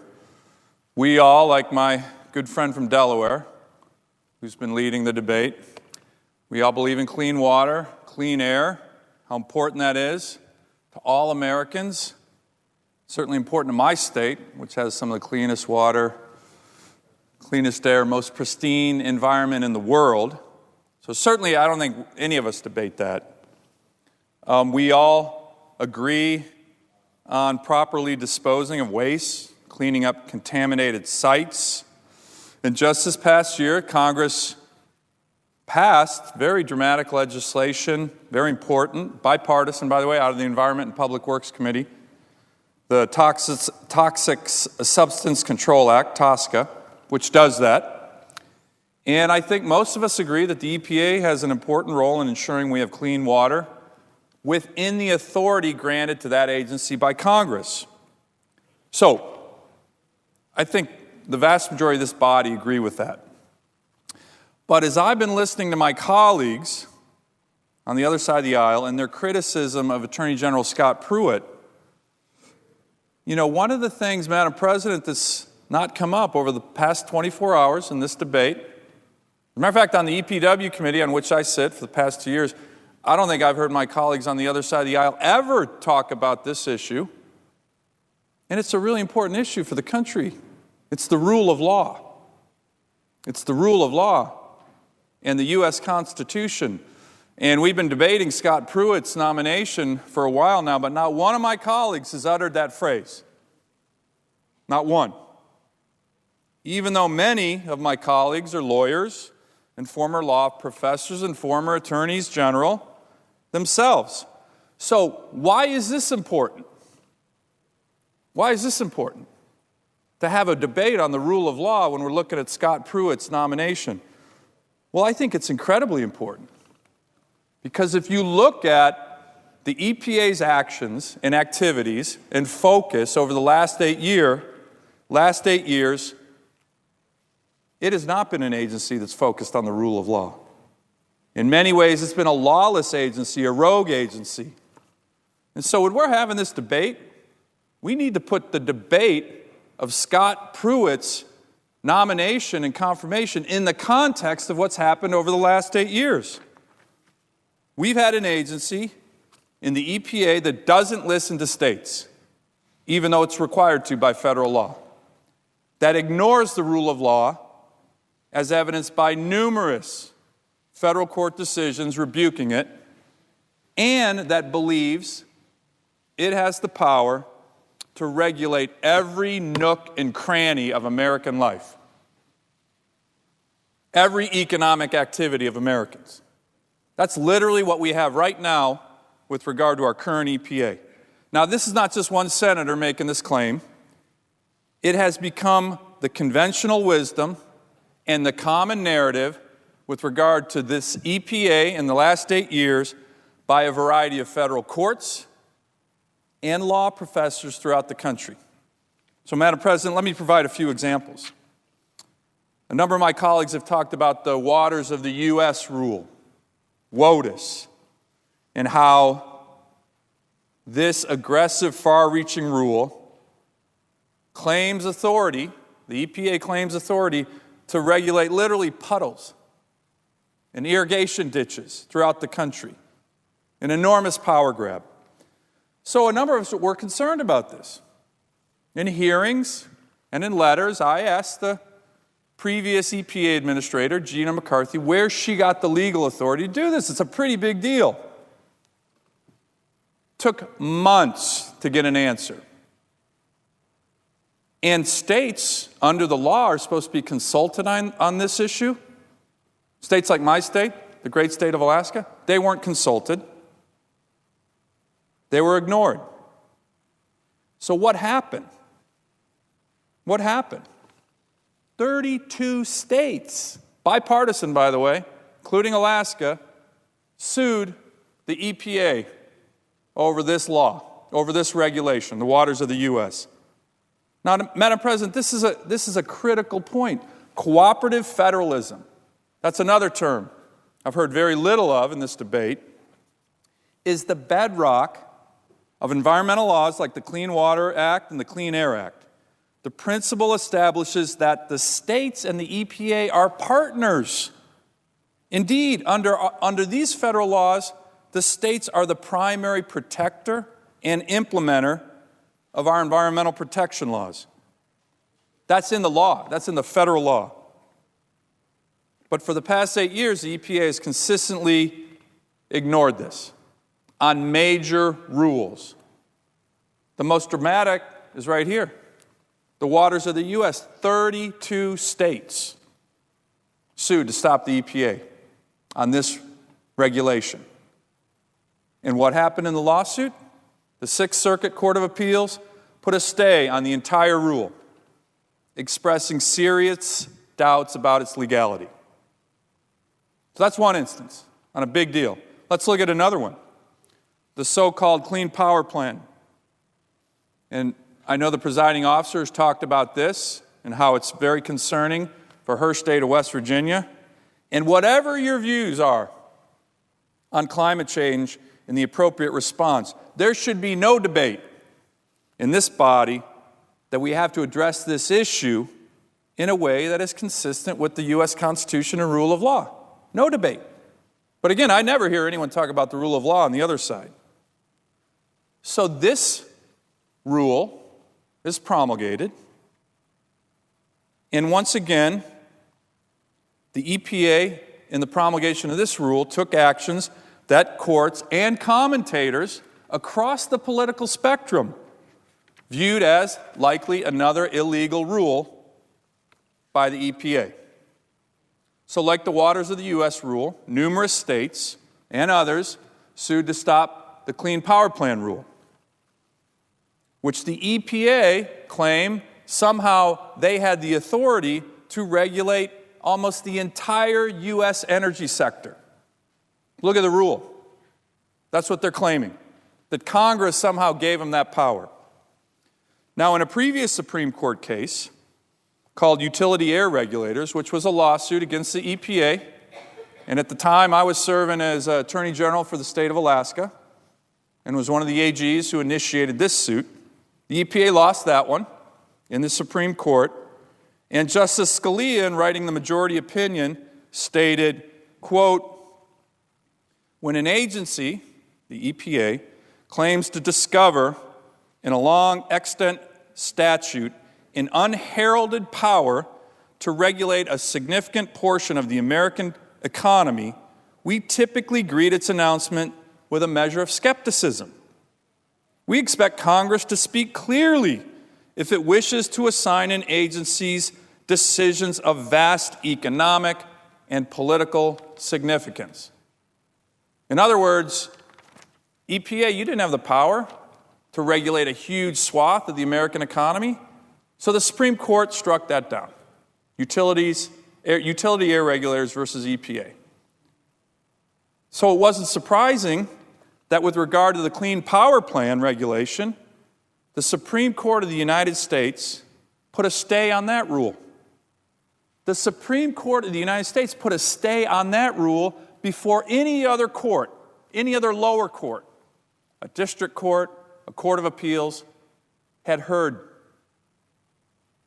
the arguments on that rule. Think about that. You know how many times in U.S. history that's happened? You know how many times in the history of the U.S. Supreme Court that's happened? Never before. First time in the history of the Supreme Court that it saw a rule that it probably felt was so egregious that it put a stay on it before any other court ruled on that rule. Pretty dramatic. Pretty remarkable. Clearly, the U.S. Supreme Court has serious doubts about whether the EPA is acting in a lawful manner on the Clean Power Plan. And Madam President, if you think it's just conservative jurists and lawyers and senators who hold that view, you would be mistaken. Here's what Lawrence Tribe said about the EPA's authority with regard to the Clean Power Plan. Now, for those of you who don't know Lawrence Tribe, he is a very well-respected constitutional law professor at Harvard, but very liberal. He was President Obama's law professor, but he's well-respected.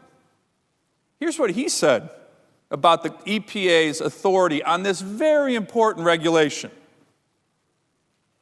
He wrote in challenging the Clean Power Plan, quote, even more fundamentally, the EPA, like every administrative agency, is constitutionally forbidden to exercise powers Congress never delegated to it in the first place.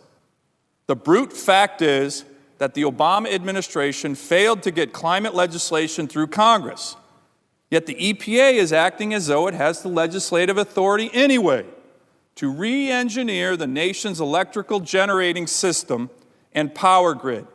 It does not have this power, unquote. That's Lawrence Tribe. He later testified in front of the House Energy and Commerce Committee in 2015 that with regard to this regulation, quote, the EPA is attempting to exercise lawmaking power that belongs to Congress and the judicial power that belongs to the federal courts. Burning the Constitution should not be part of our national energy policy. EPA is attempting an unconstitutional trifecta, usurping the prerogatives of the states, Congress, and the federal courts all at once, unquote. That's Lawrence Tribe. That's Harvard professor Lawrence Tribe, who believes the EPA is clearly acting in an unconstitutional manner. But, Madam President, it's not just losing in court and in the realm of both conservative and liberal legal public opinion. It has been the way the EPA leadership, from the top to its foot soldiers, has treated the American people over the last 8 years. The American people that the EPA is supposed to serve. That treatment can be described in many ways as with disdain. Let me provide a few examples of that. On the eve of another Supreme Court case, which the EPA lost, This was EPA versus Michigan. EPA Administrator Gina McCarthy was asked on a TV show, did she think she was going to win the case? Now, she responded, as you would think most administrators would. She said yes. I think we're going to win. Okay, that's fine. She probably believed it, had good lawyers telling her that. But then she went on to say this, but even if we don't win, it was 3 years ago. Most of the companies are already in compliance. Investments have been made. We'll catch up. Think about that quote. This is the head of the EPA, essentially saying, even if we lose, we win. We're the federal government. We don't have to abide by the law. Those companies and American citizens who are abiding by the law, who are abiding by the regulations, they already made investments, hundreds of millions. They're stuck. We win. Heads, we win. Tails, we win. That is a remarkable statement by the leader of a federal agency that shows disdain for the law. Let me give you another example. My colleague and good friend from Colorado came down and talked about the Animas River and what happened there. Okay, clearly a mistake. I don't believe that the EPA meant to do that, to spill millions of gallons of toxic waste into a river. But in a hearing in the EPW committee, I asked the administrator, well, are you going to hold the EPA officials who did that to the same standard you would the private sector? Because in the private sector, in similar kind of activities, the EPA has actually criminally charged people for doing something like that. Negligence. Criminally charged them. She looked at me and said, Senator, not only are we going to hold ourselves to that standard, we're going to hold ourselves to a higher standard. Okay, that's a pretty good answer.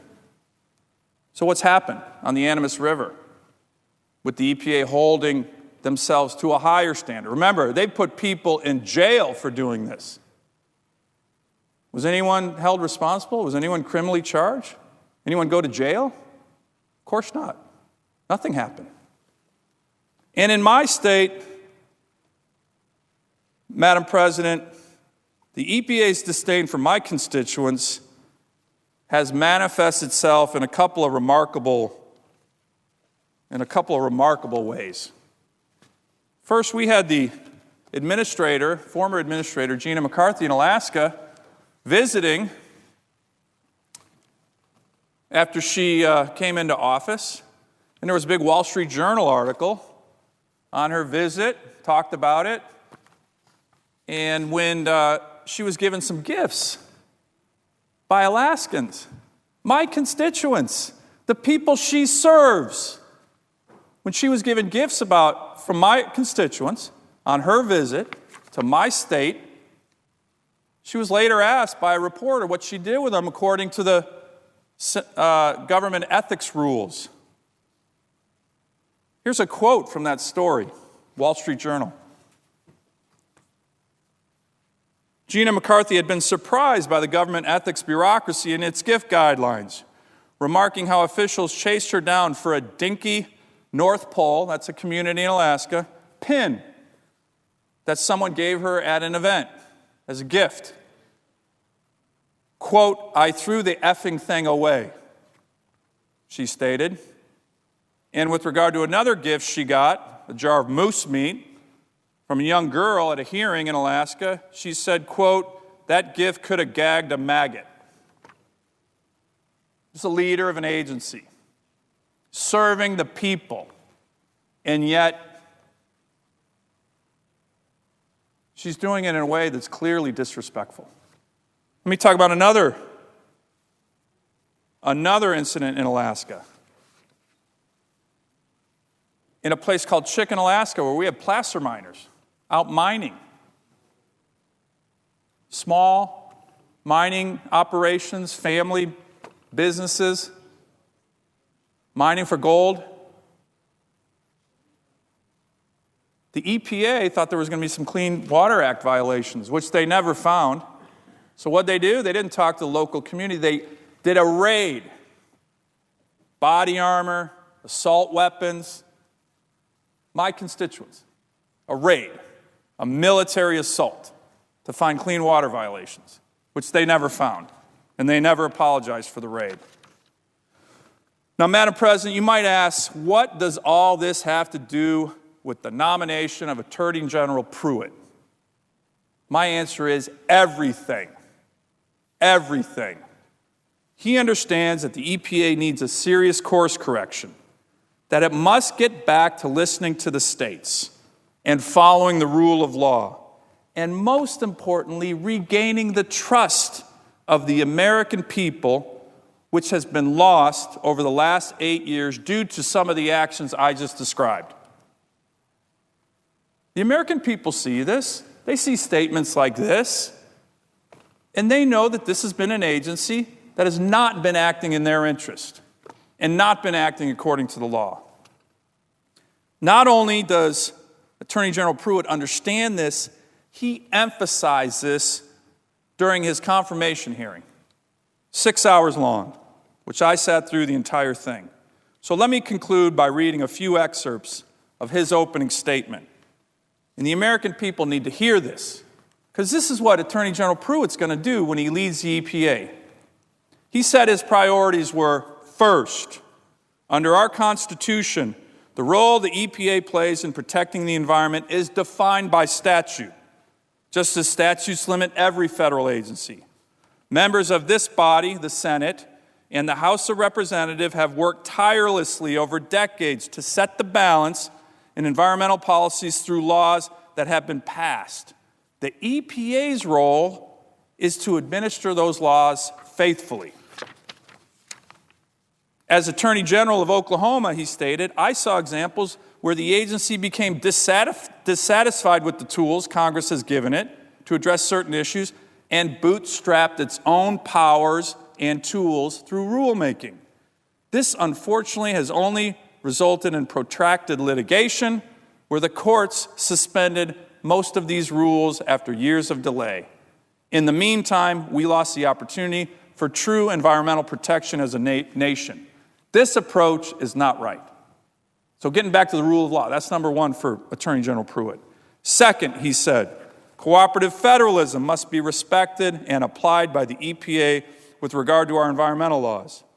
Congress has wisely and appropriately directed the EPA through our environmental statutes to utilize the expertise and resources of the states to better protect the environment and for the states to remain our nation's frontline environmental implementers and enforcers.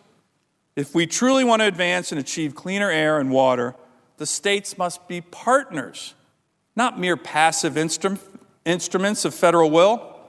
If confirmed, I will utilize the relationships I have forged with my counterparts in the states to ensure that the EPA returns to its proper role, rather than using a heavy hand to coerce states into effectuating EPA policies.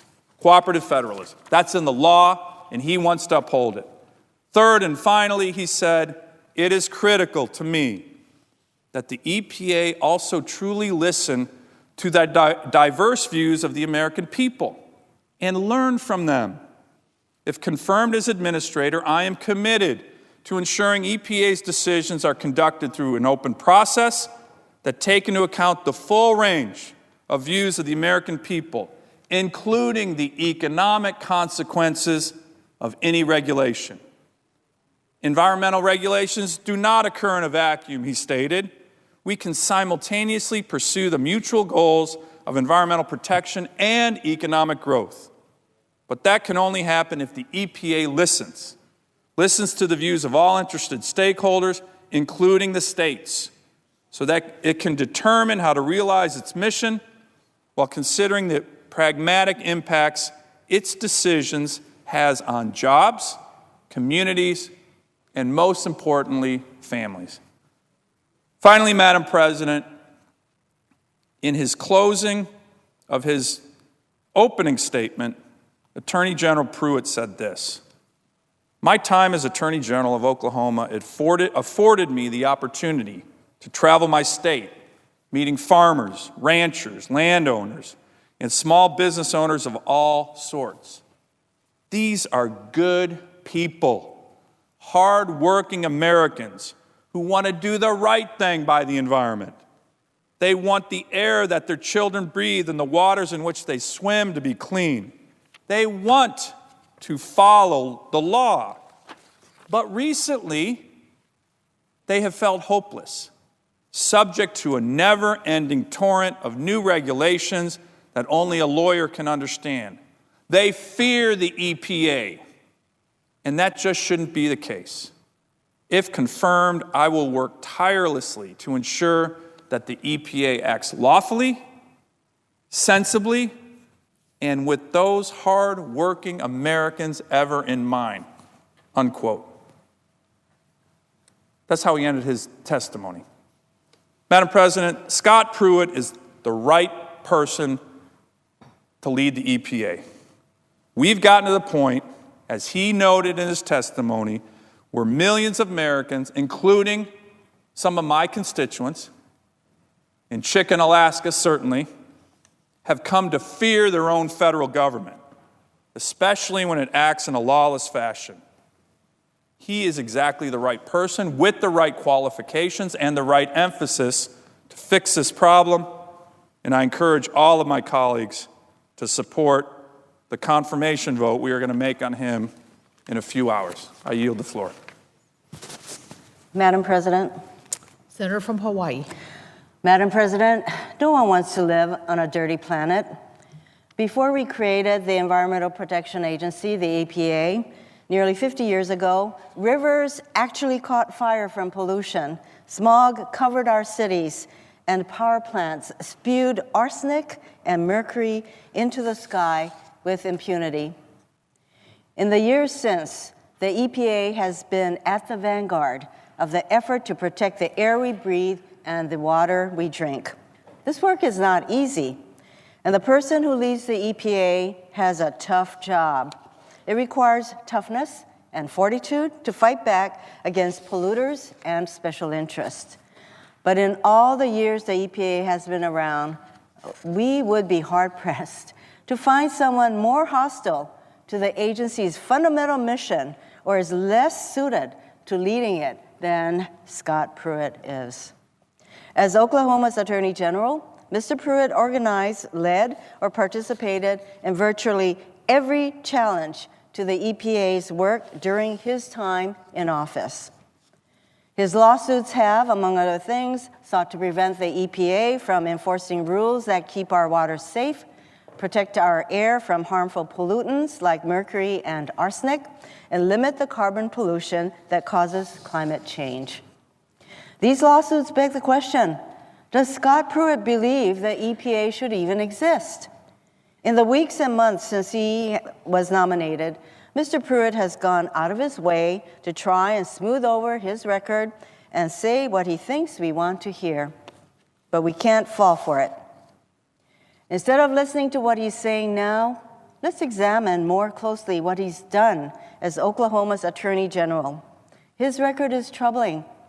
Throughout his term of office, Mr. Pruitt has been very cozy with fossil fuel companies and affiliated interest groups. A 2014 investigation by the New York Times revealed that energy lobbyists drafted letters for Mr. Pruitt to send on state stationery to the EPA against the Obama administration's environmental regulations. The CEO of Continental Energy, an oil and gas company based in Oklahoma, served as the campaign chairman for his reelection bid. And we just got word yesterday that a state district judge in Oklahoma ordered the Attorney General's office to turn over as many as 3,000 documents related to Mr. Pruitt's communications with oil, gas, and coal groups during his time in office.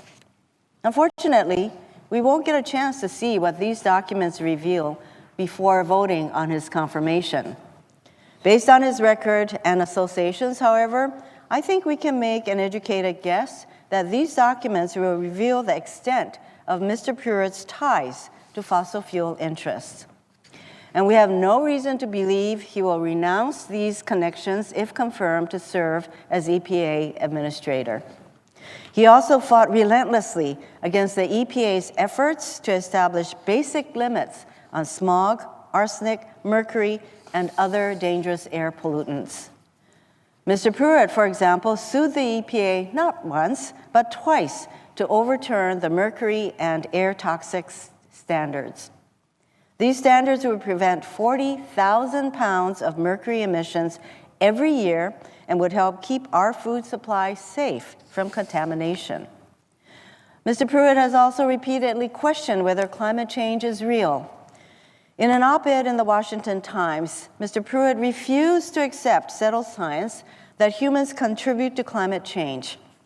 He said there are, and I quote, a wide range of viewpoints regarding the extent to which man contributes to climate change, end quote.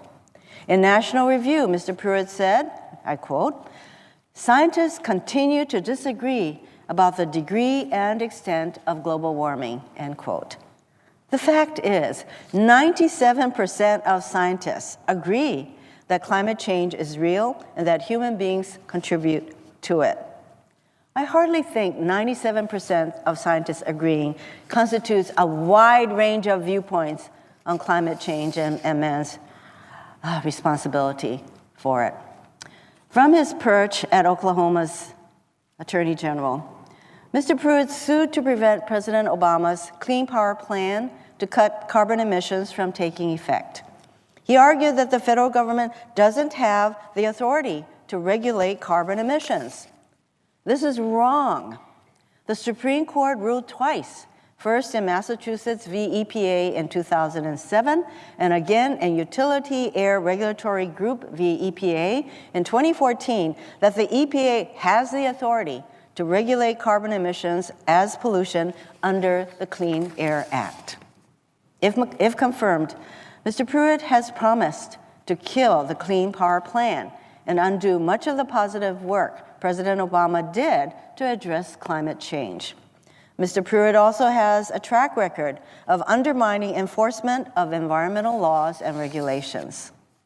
Shortly after becoming Oklahoma's Attorney General in 2010, Mr. Pruitt gave us a taste of what's to come at the EPA when he eliminated the Environmental Protection Unit within the Oklahoma Attorney General's office. For years, this unit investigated water contamination from refineries, lead paint waste, and illegal dumping. In its place, he created the innocuous-sounding Federalism Unit.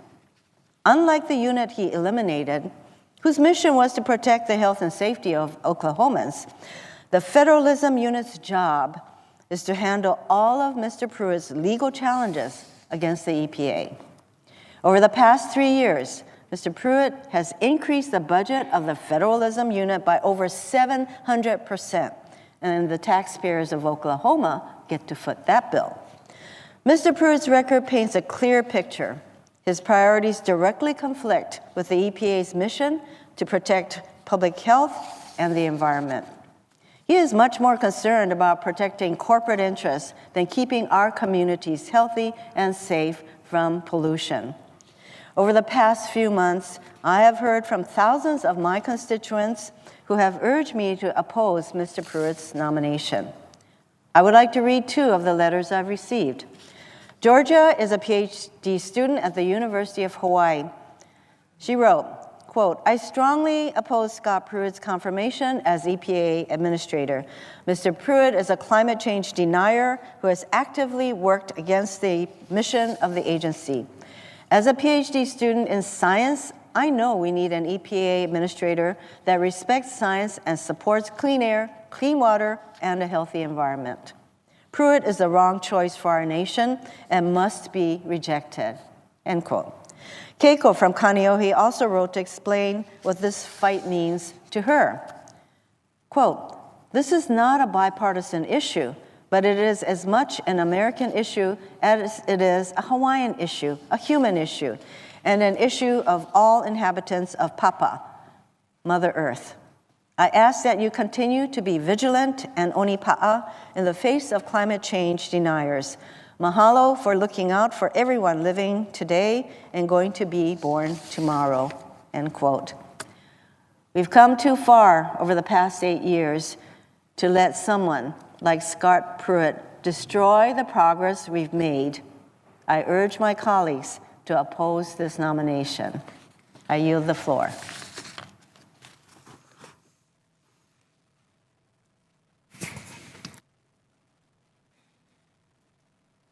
Madam President.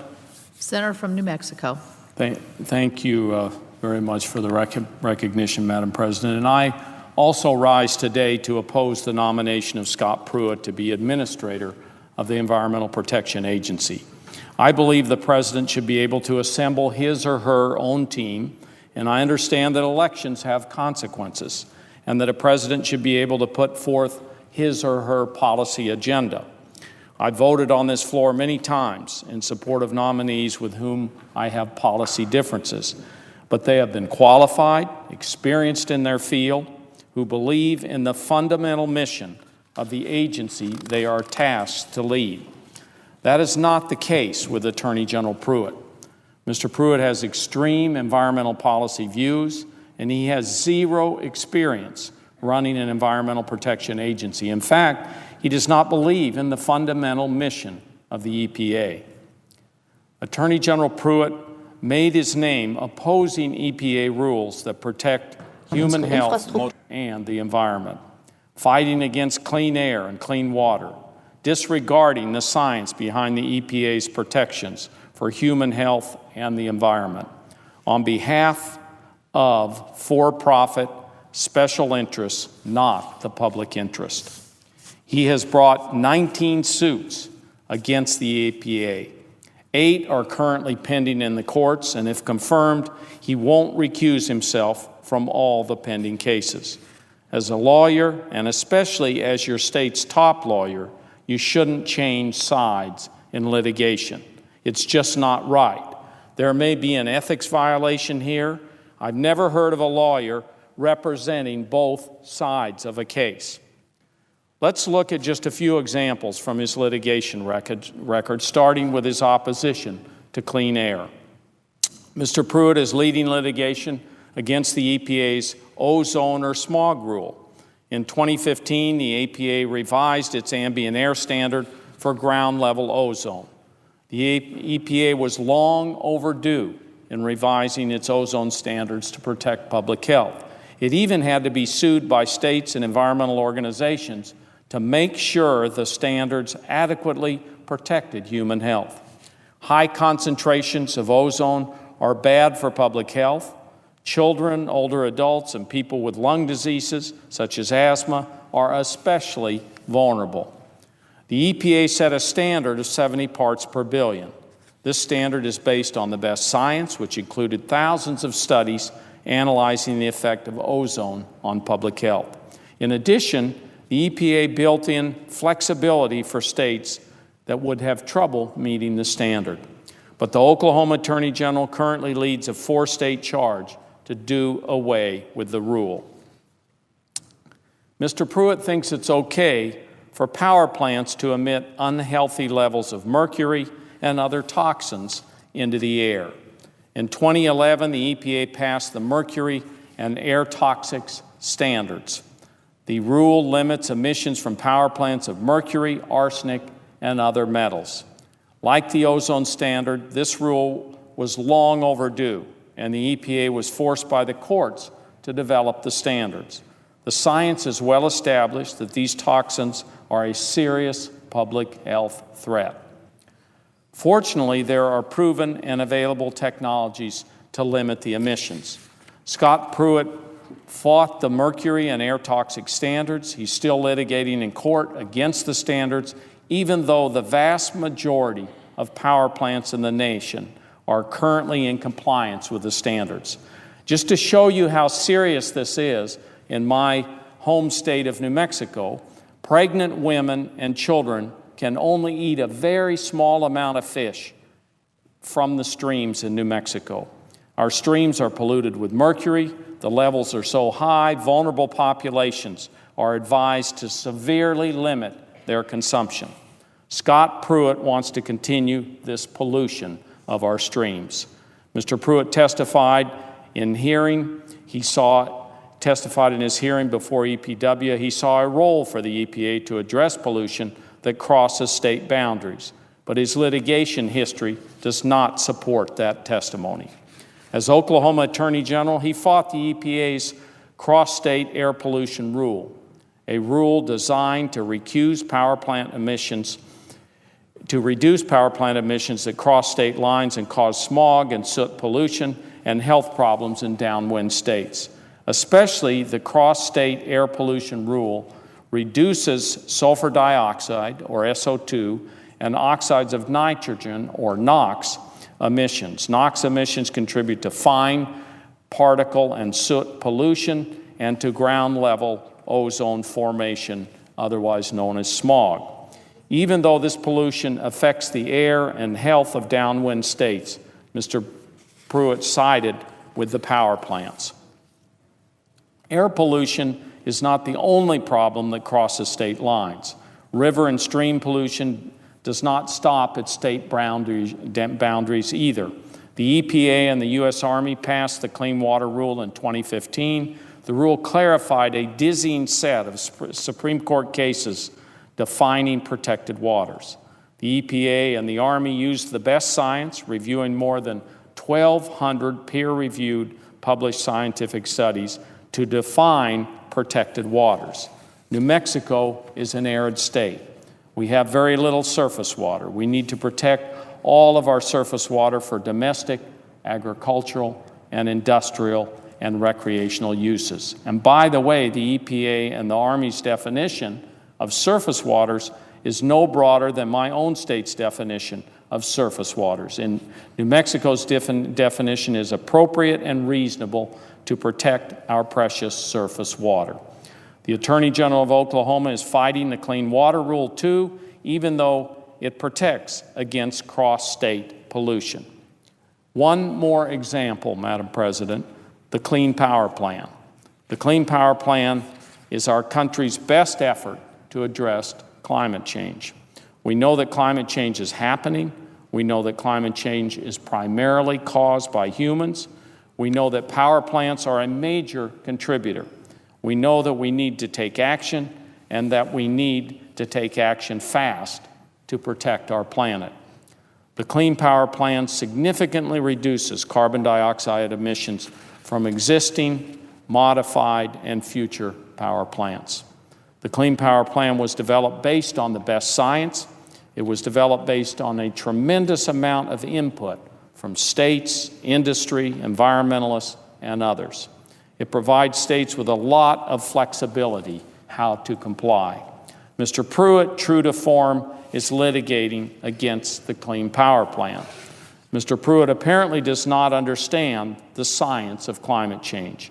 In the National Review in 2016, he wrote, and I quote, "Scientists continue to disagree about the degree and extent of global warming and its connection to the actions of mankind," end quote. During his confirmation hearing, he similarly stated, quote, "Science tells us that the climate is changing and human activity in some manner impacts that change. The human ability to measure with precision the extent of that impact is subject to continuing debate and dialogue, as well as they should be." That is not what science tells us. That is maybe what fossil fuel special interests tell him, but that is not what science tells us. His views are not consistent with the scientific consensus on climate change. The 2013 report from the Intergovernmental Panel on Climate Change found it extremely likely that more than half of the global warming that occurred between 1951 and 2010 was a consequence of human emissions of carbon dioxide and other greenhouse gases. So many of the decisions made and the regulations passed by the EPA rely heavily upon good science. It is absolutely critical that the EPA administrator understand and use the best science. I'm not convinced that Mr. Pruitt understands and will use the best science if he is confirmed to lead the EPA. When developing regulations, the EPA must first follow the law's requirements to protect human health and the environment. Then, within the law's requirements, the EPA should take account of input and information from all sources, from industry, environmentalists, states, and public agencies.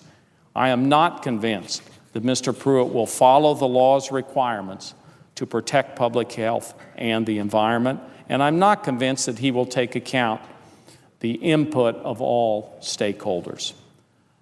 Throughout his career as Attorney General, Mr. Pruitt has aligned solely with industry and against public health and the environment. He has no record of aligning with the public or of securing our environment for the future. As Attorney General, he engaged in a scorched earth policy against environmental regulations. He dismantled his Environmental Protection Unit. He became very close politically to the energy industry. He adopted letters written by energy industry lobbyists, almost verbatim, and then submitted them on behalf of the state of Oklahoma in federal legal proceedings. As the chair of the Republican Attorneys General Association, he became even more closely aligned to the fossil fuel-related companies. Mr. Pruitt's record is one-sided and extreme, and does not give me confidence as EPA administrator he would have any commitment to protecting public health now or protecting the environment for future generations. And finally, Madam President, I'm concerned that Mr. Pruitt has not shown and does not have the proper respect for tribal sovereignty. Oklahoma is home to 39 tribes. Mr. Pruitt's litigation history as Attorney General has consistently been anti-tribe. As Vice Chair of the Senate Indian Committee on Indian Affairs, I pay special attention to nominees' records on tribal issues, especially nominees for agencies who will deal with tribes on a government-to-government basis like the EPA. As Oklahoma's top attorney, Mr. Pruitt routinely sought out ways to fight tribal sovereignty, even all the way to the highest court in the land.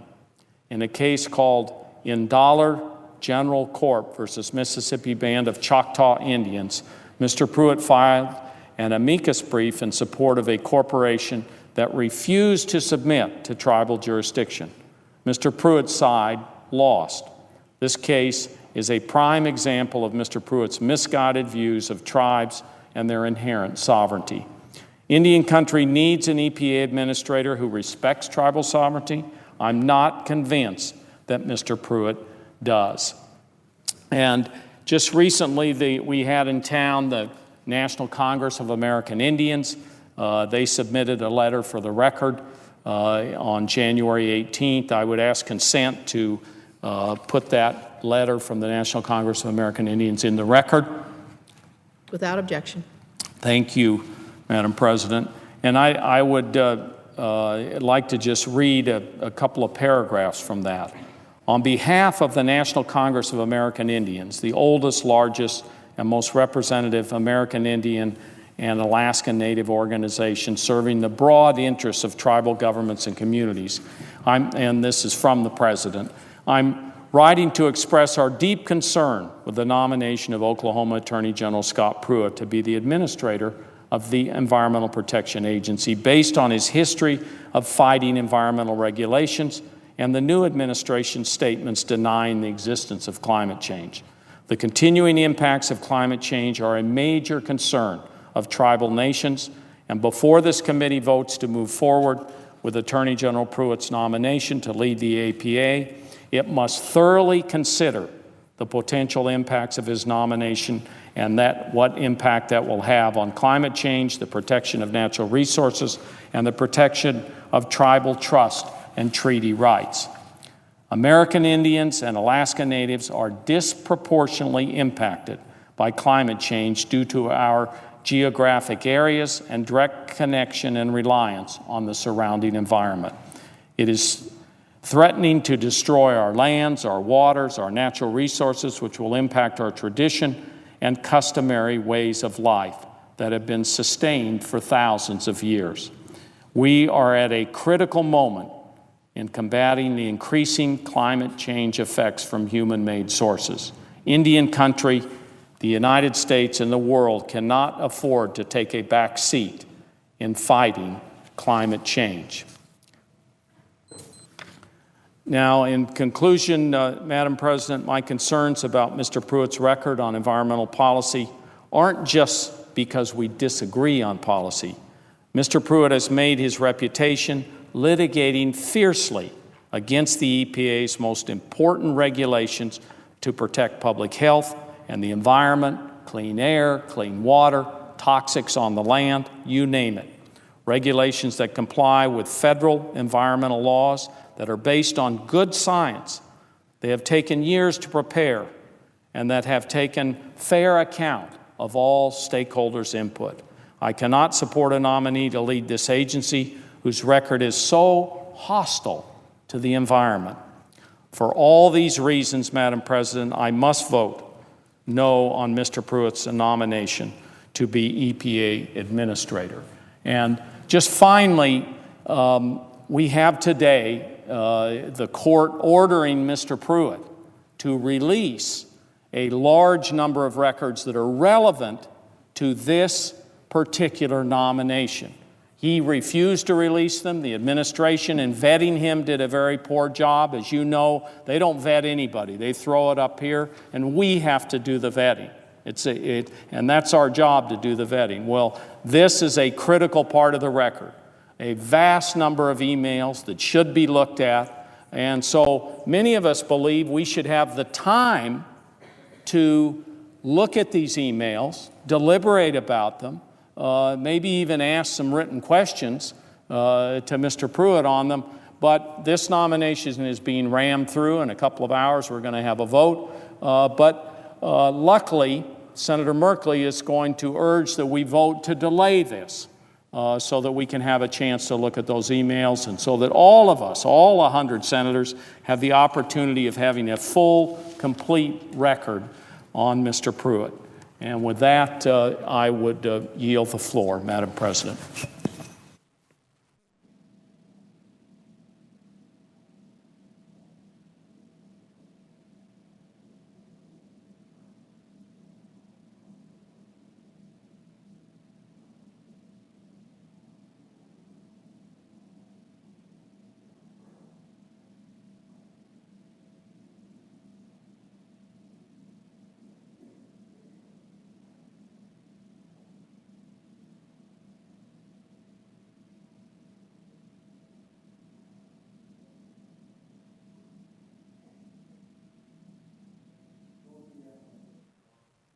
Clerk will call the roll. Mr. Alexander.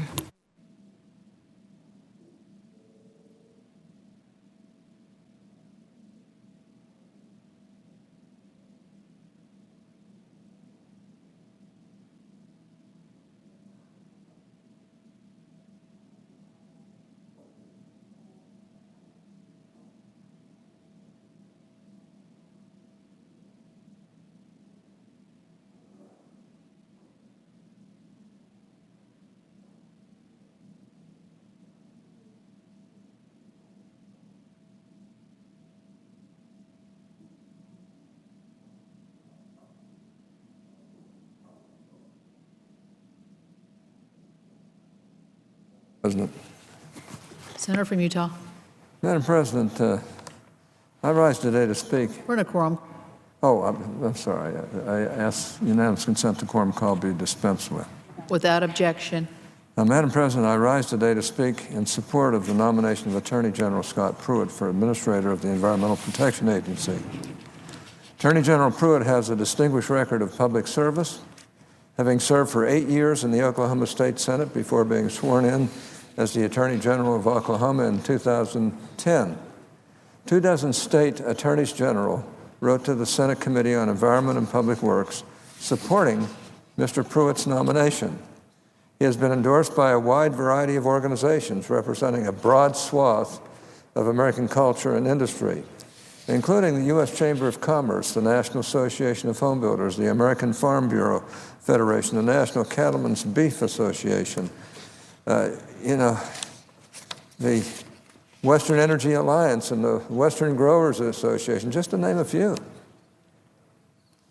In his capacity as State Attorney General, Mr. Pruitt has consistently fought against federal intrusion on state and individual liberties, and he has shown himself to be a thoughtful attorney dedicated to the Constitution and to the rule of law.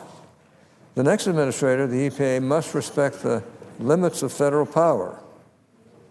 Few know these limits better than Mr. Pruitt, which is why I believe he will be a capable leader at the EPA. Mr. Pruitt will rein in federal overreach and put a stop to many of the overbearing regulations that have done very little to protect the environment, but much to hurt businesses, large and small. Modernization of the Environmental Protection Agency is long overdue, and for too long, the agency has acted outside its legal authority. For too long, the agency has strayed from its core mission of protecting human health and the environment.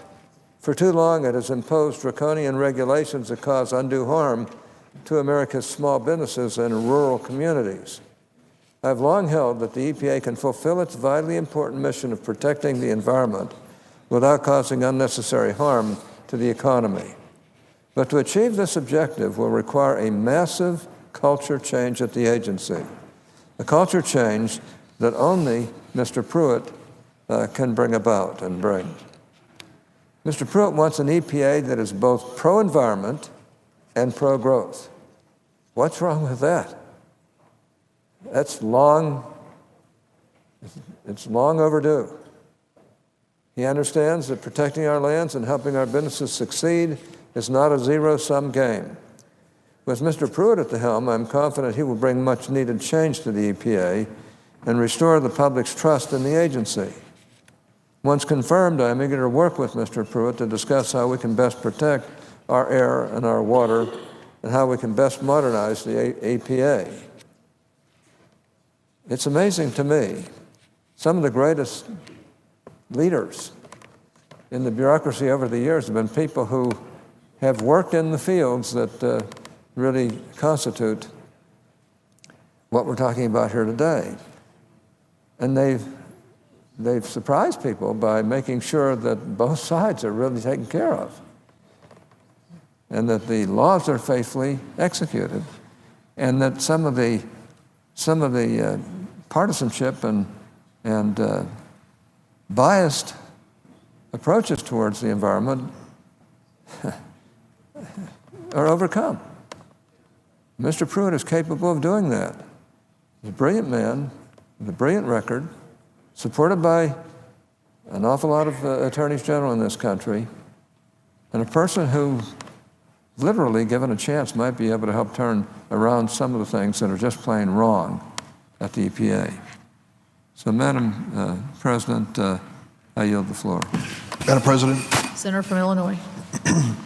Madam President, every politician alive should aspire for that moment, like Bob Michael, when the last words of tribute to his public service are, "He was the face of decency and public service."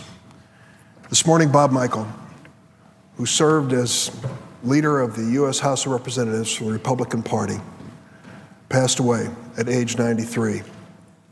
His replacement as Republican leader in the House marked the end of an era of civility. Congress has never been the same.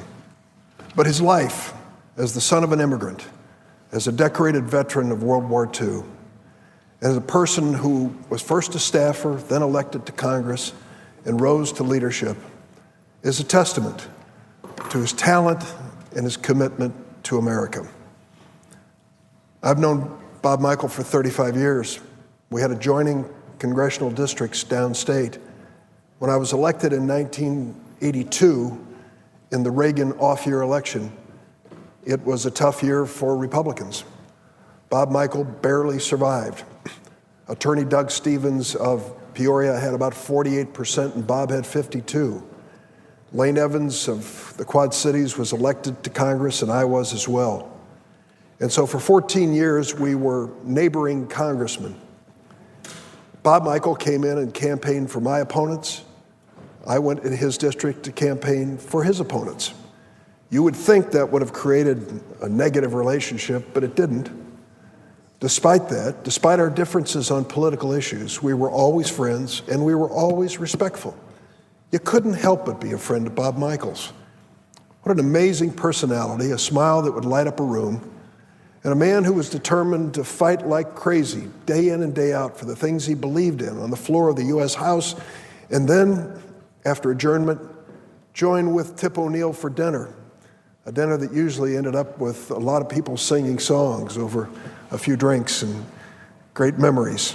The Codells in those days, the congressional delegation trips, were often bipartisan and had both Speaker O'Neill and the Republican leader, Bob Michael, hosting them as they went to important places in the world. There was a time when Bob Michael, as a congressman, wanted to get home to Peoria every weekend but couldn't afford the airfare. So you know what he did? He shared a station wagon with Congressman Dan Rostenkowski of Chicago. They would take off and drive back to Chicago and Peoria and then back to Washington on a regular basis. They were buddies and didn't think twice about the fact that they were different political parties and different political philosophies. That was Bob Michael. His passing really does mark the end of an era, but every one of us currently in public service should remember the quality that he brought to his career and the quality that he brought to Congress. He left a great legacy, many important issues, many great things for Peoria and Central Illinois, but possibly his greatest legacy was his chief of staff, his protege, Ray LaHood, who to this day embodies the great values that Bob Michael brought to public service. I stand today in tribute to my friend, my Republican neighboring congressman who served this nation so well for so many years. Madam President, I yield the floor.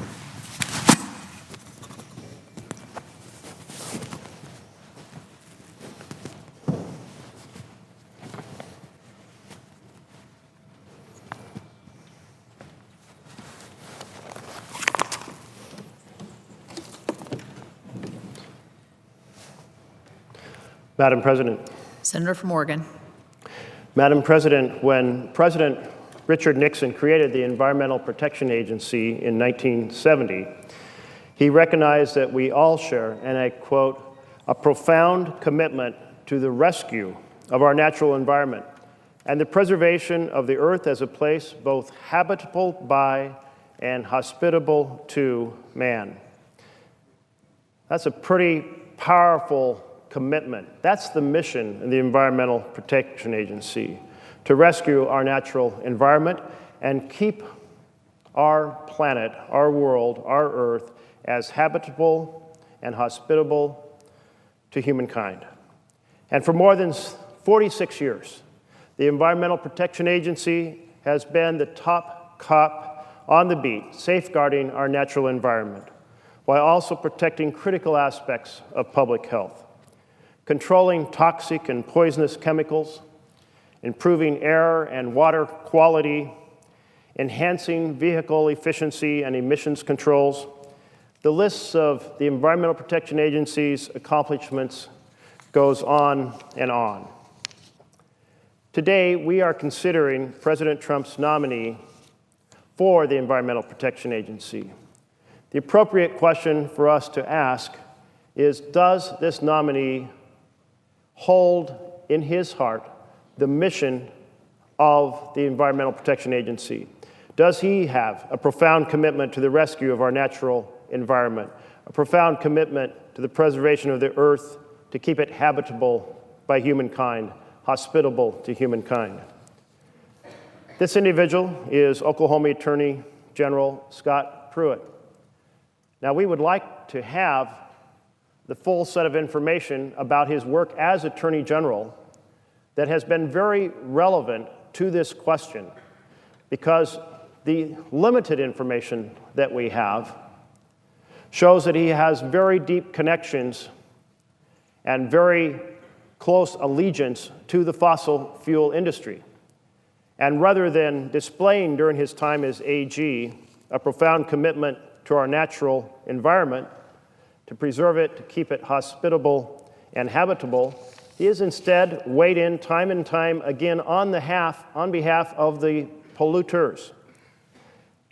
So for us to have a full sense of these connections, we need to have access to the emails and correspondence that he has generated over the last 2 years tied to the fossil fuel industry.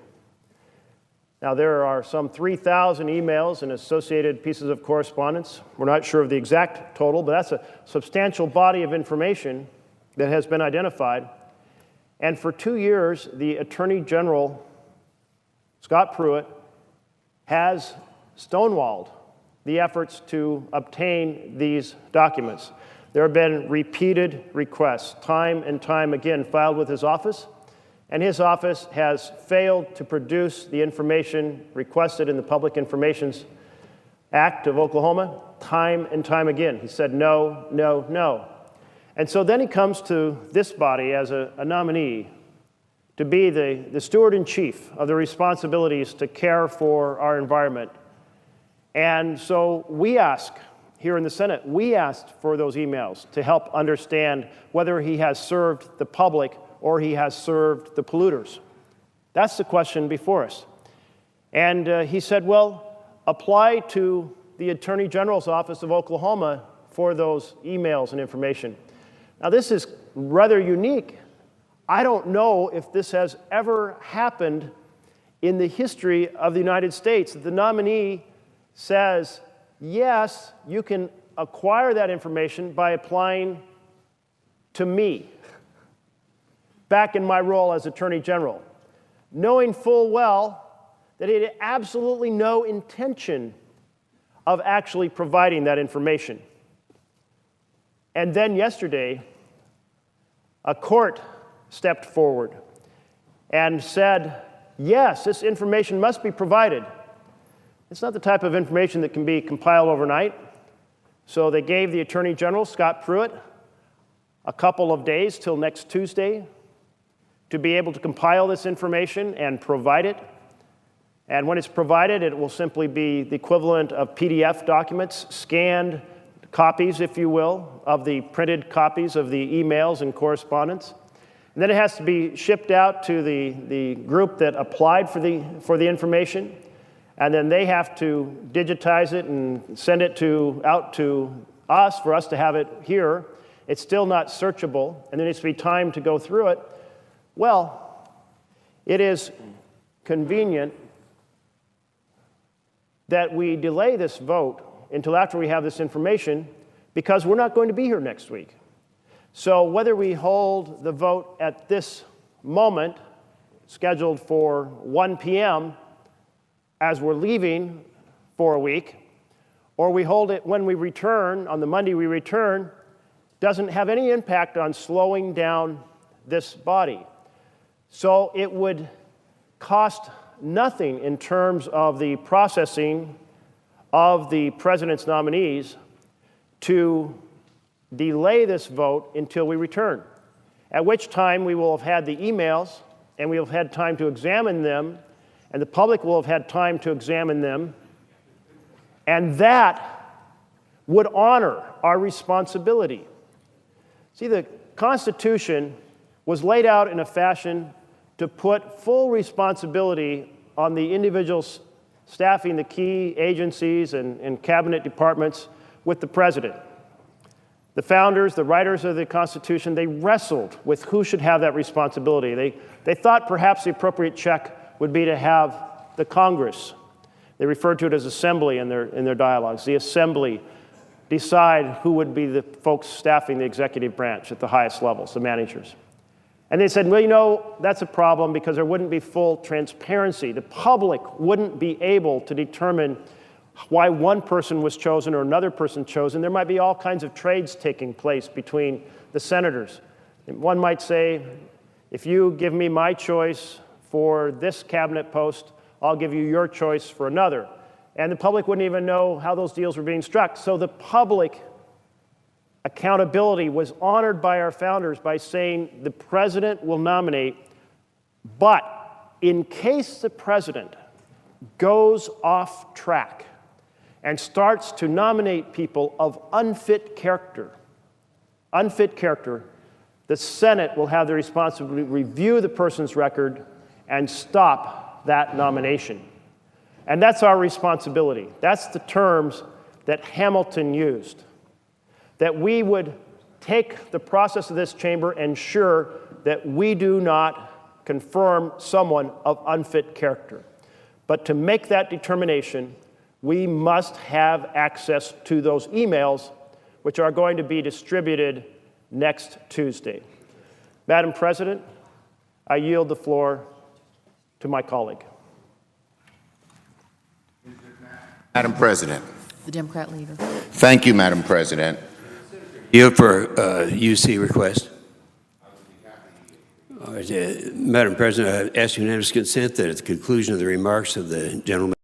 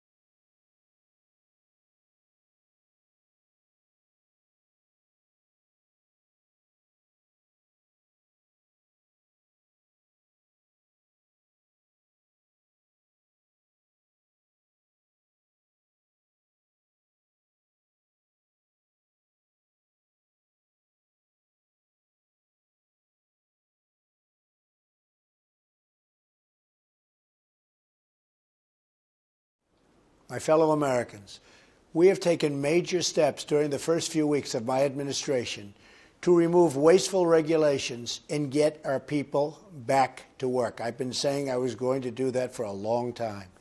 This week I signed 2 pieces of legislation to remove burdens on our economy, continue to keep my promises to the American people, and so much more. I signed House Joint Resolution 38, which eliminates an anti-coal regulation put forward by unelected bureaucrats. Our coal miners have been treated horribly, and we are going to turn that around, and we're going to turn it around quickly. We are going to fight for lower energy prices for all Americans as part of the deal. That's why I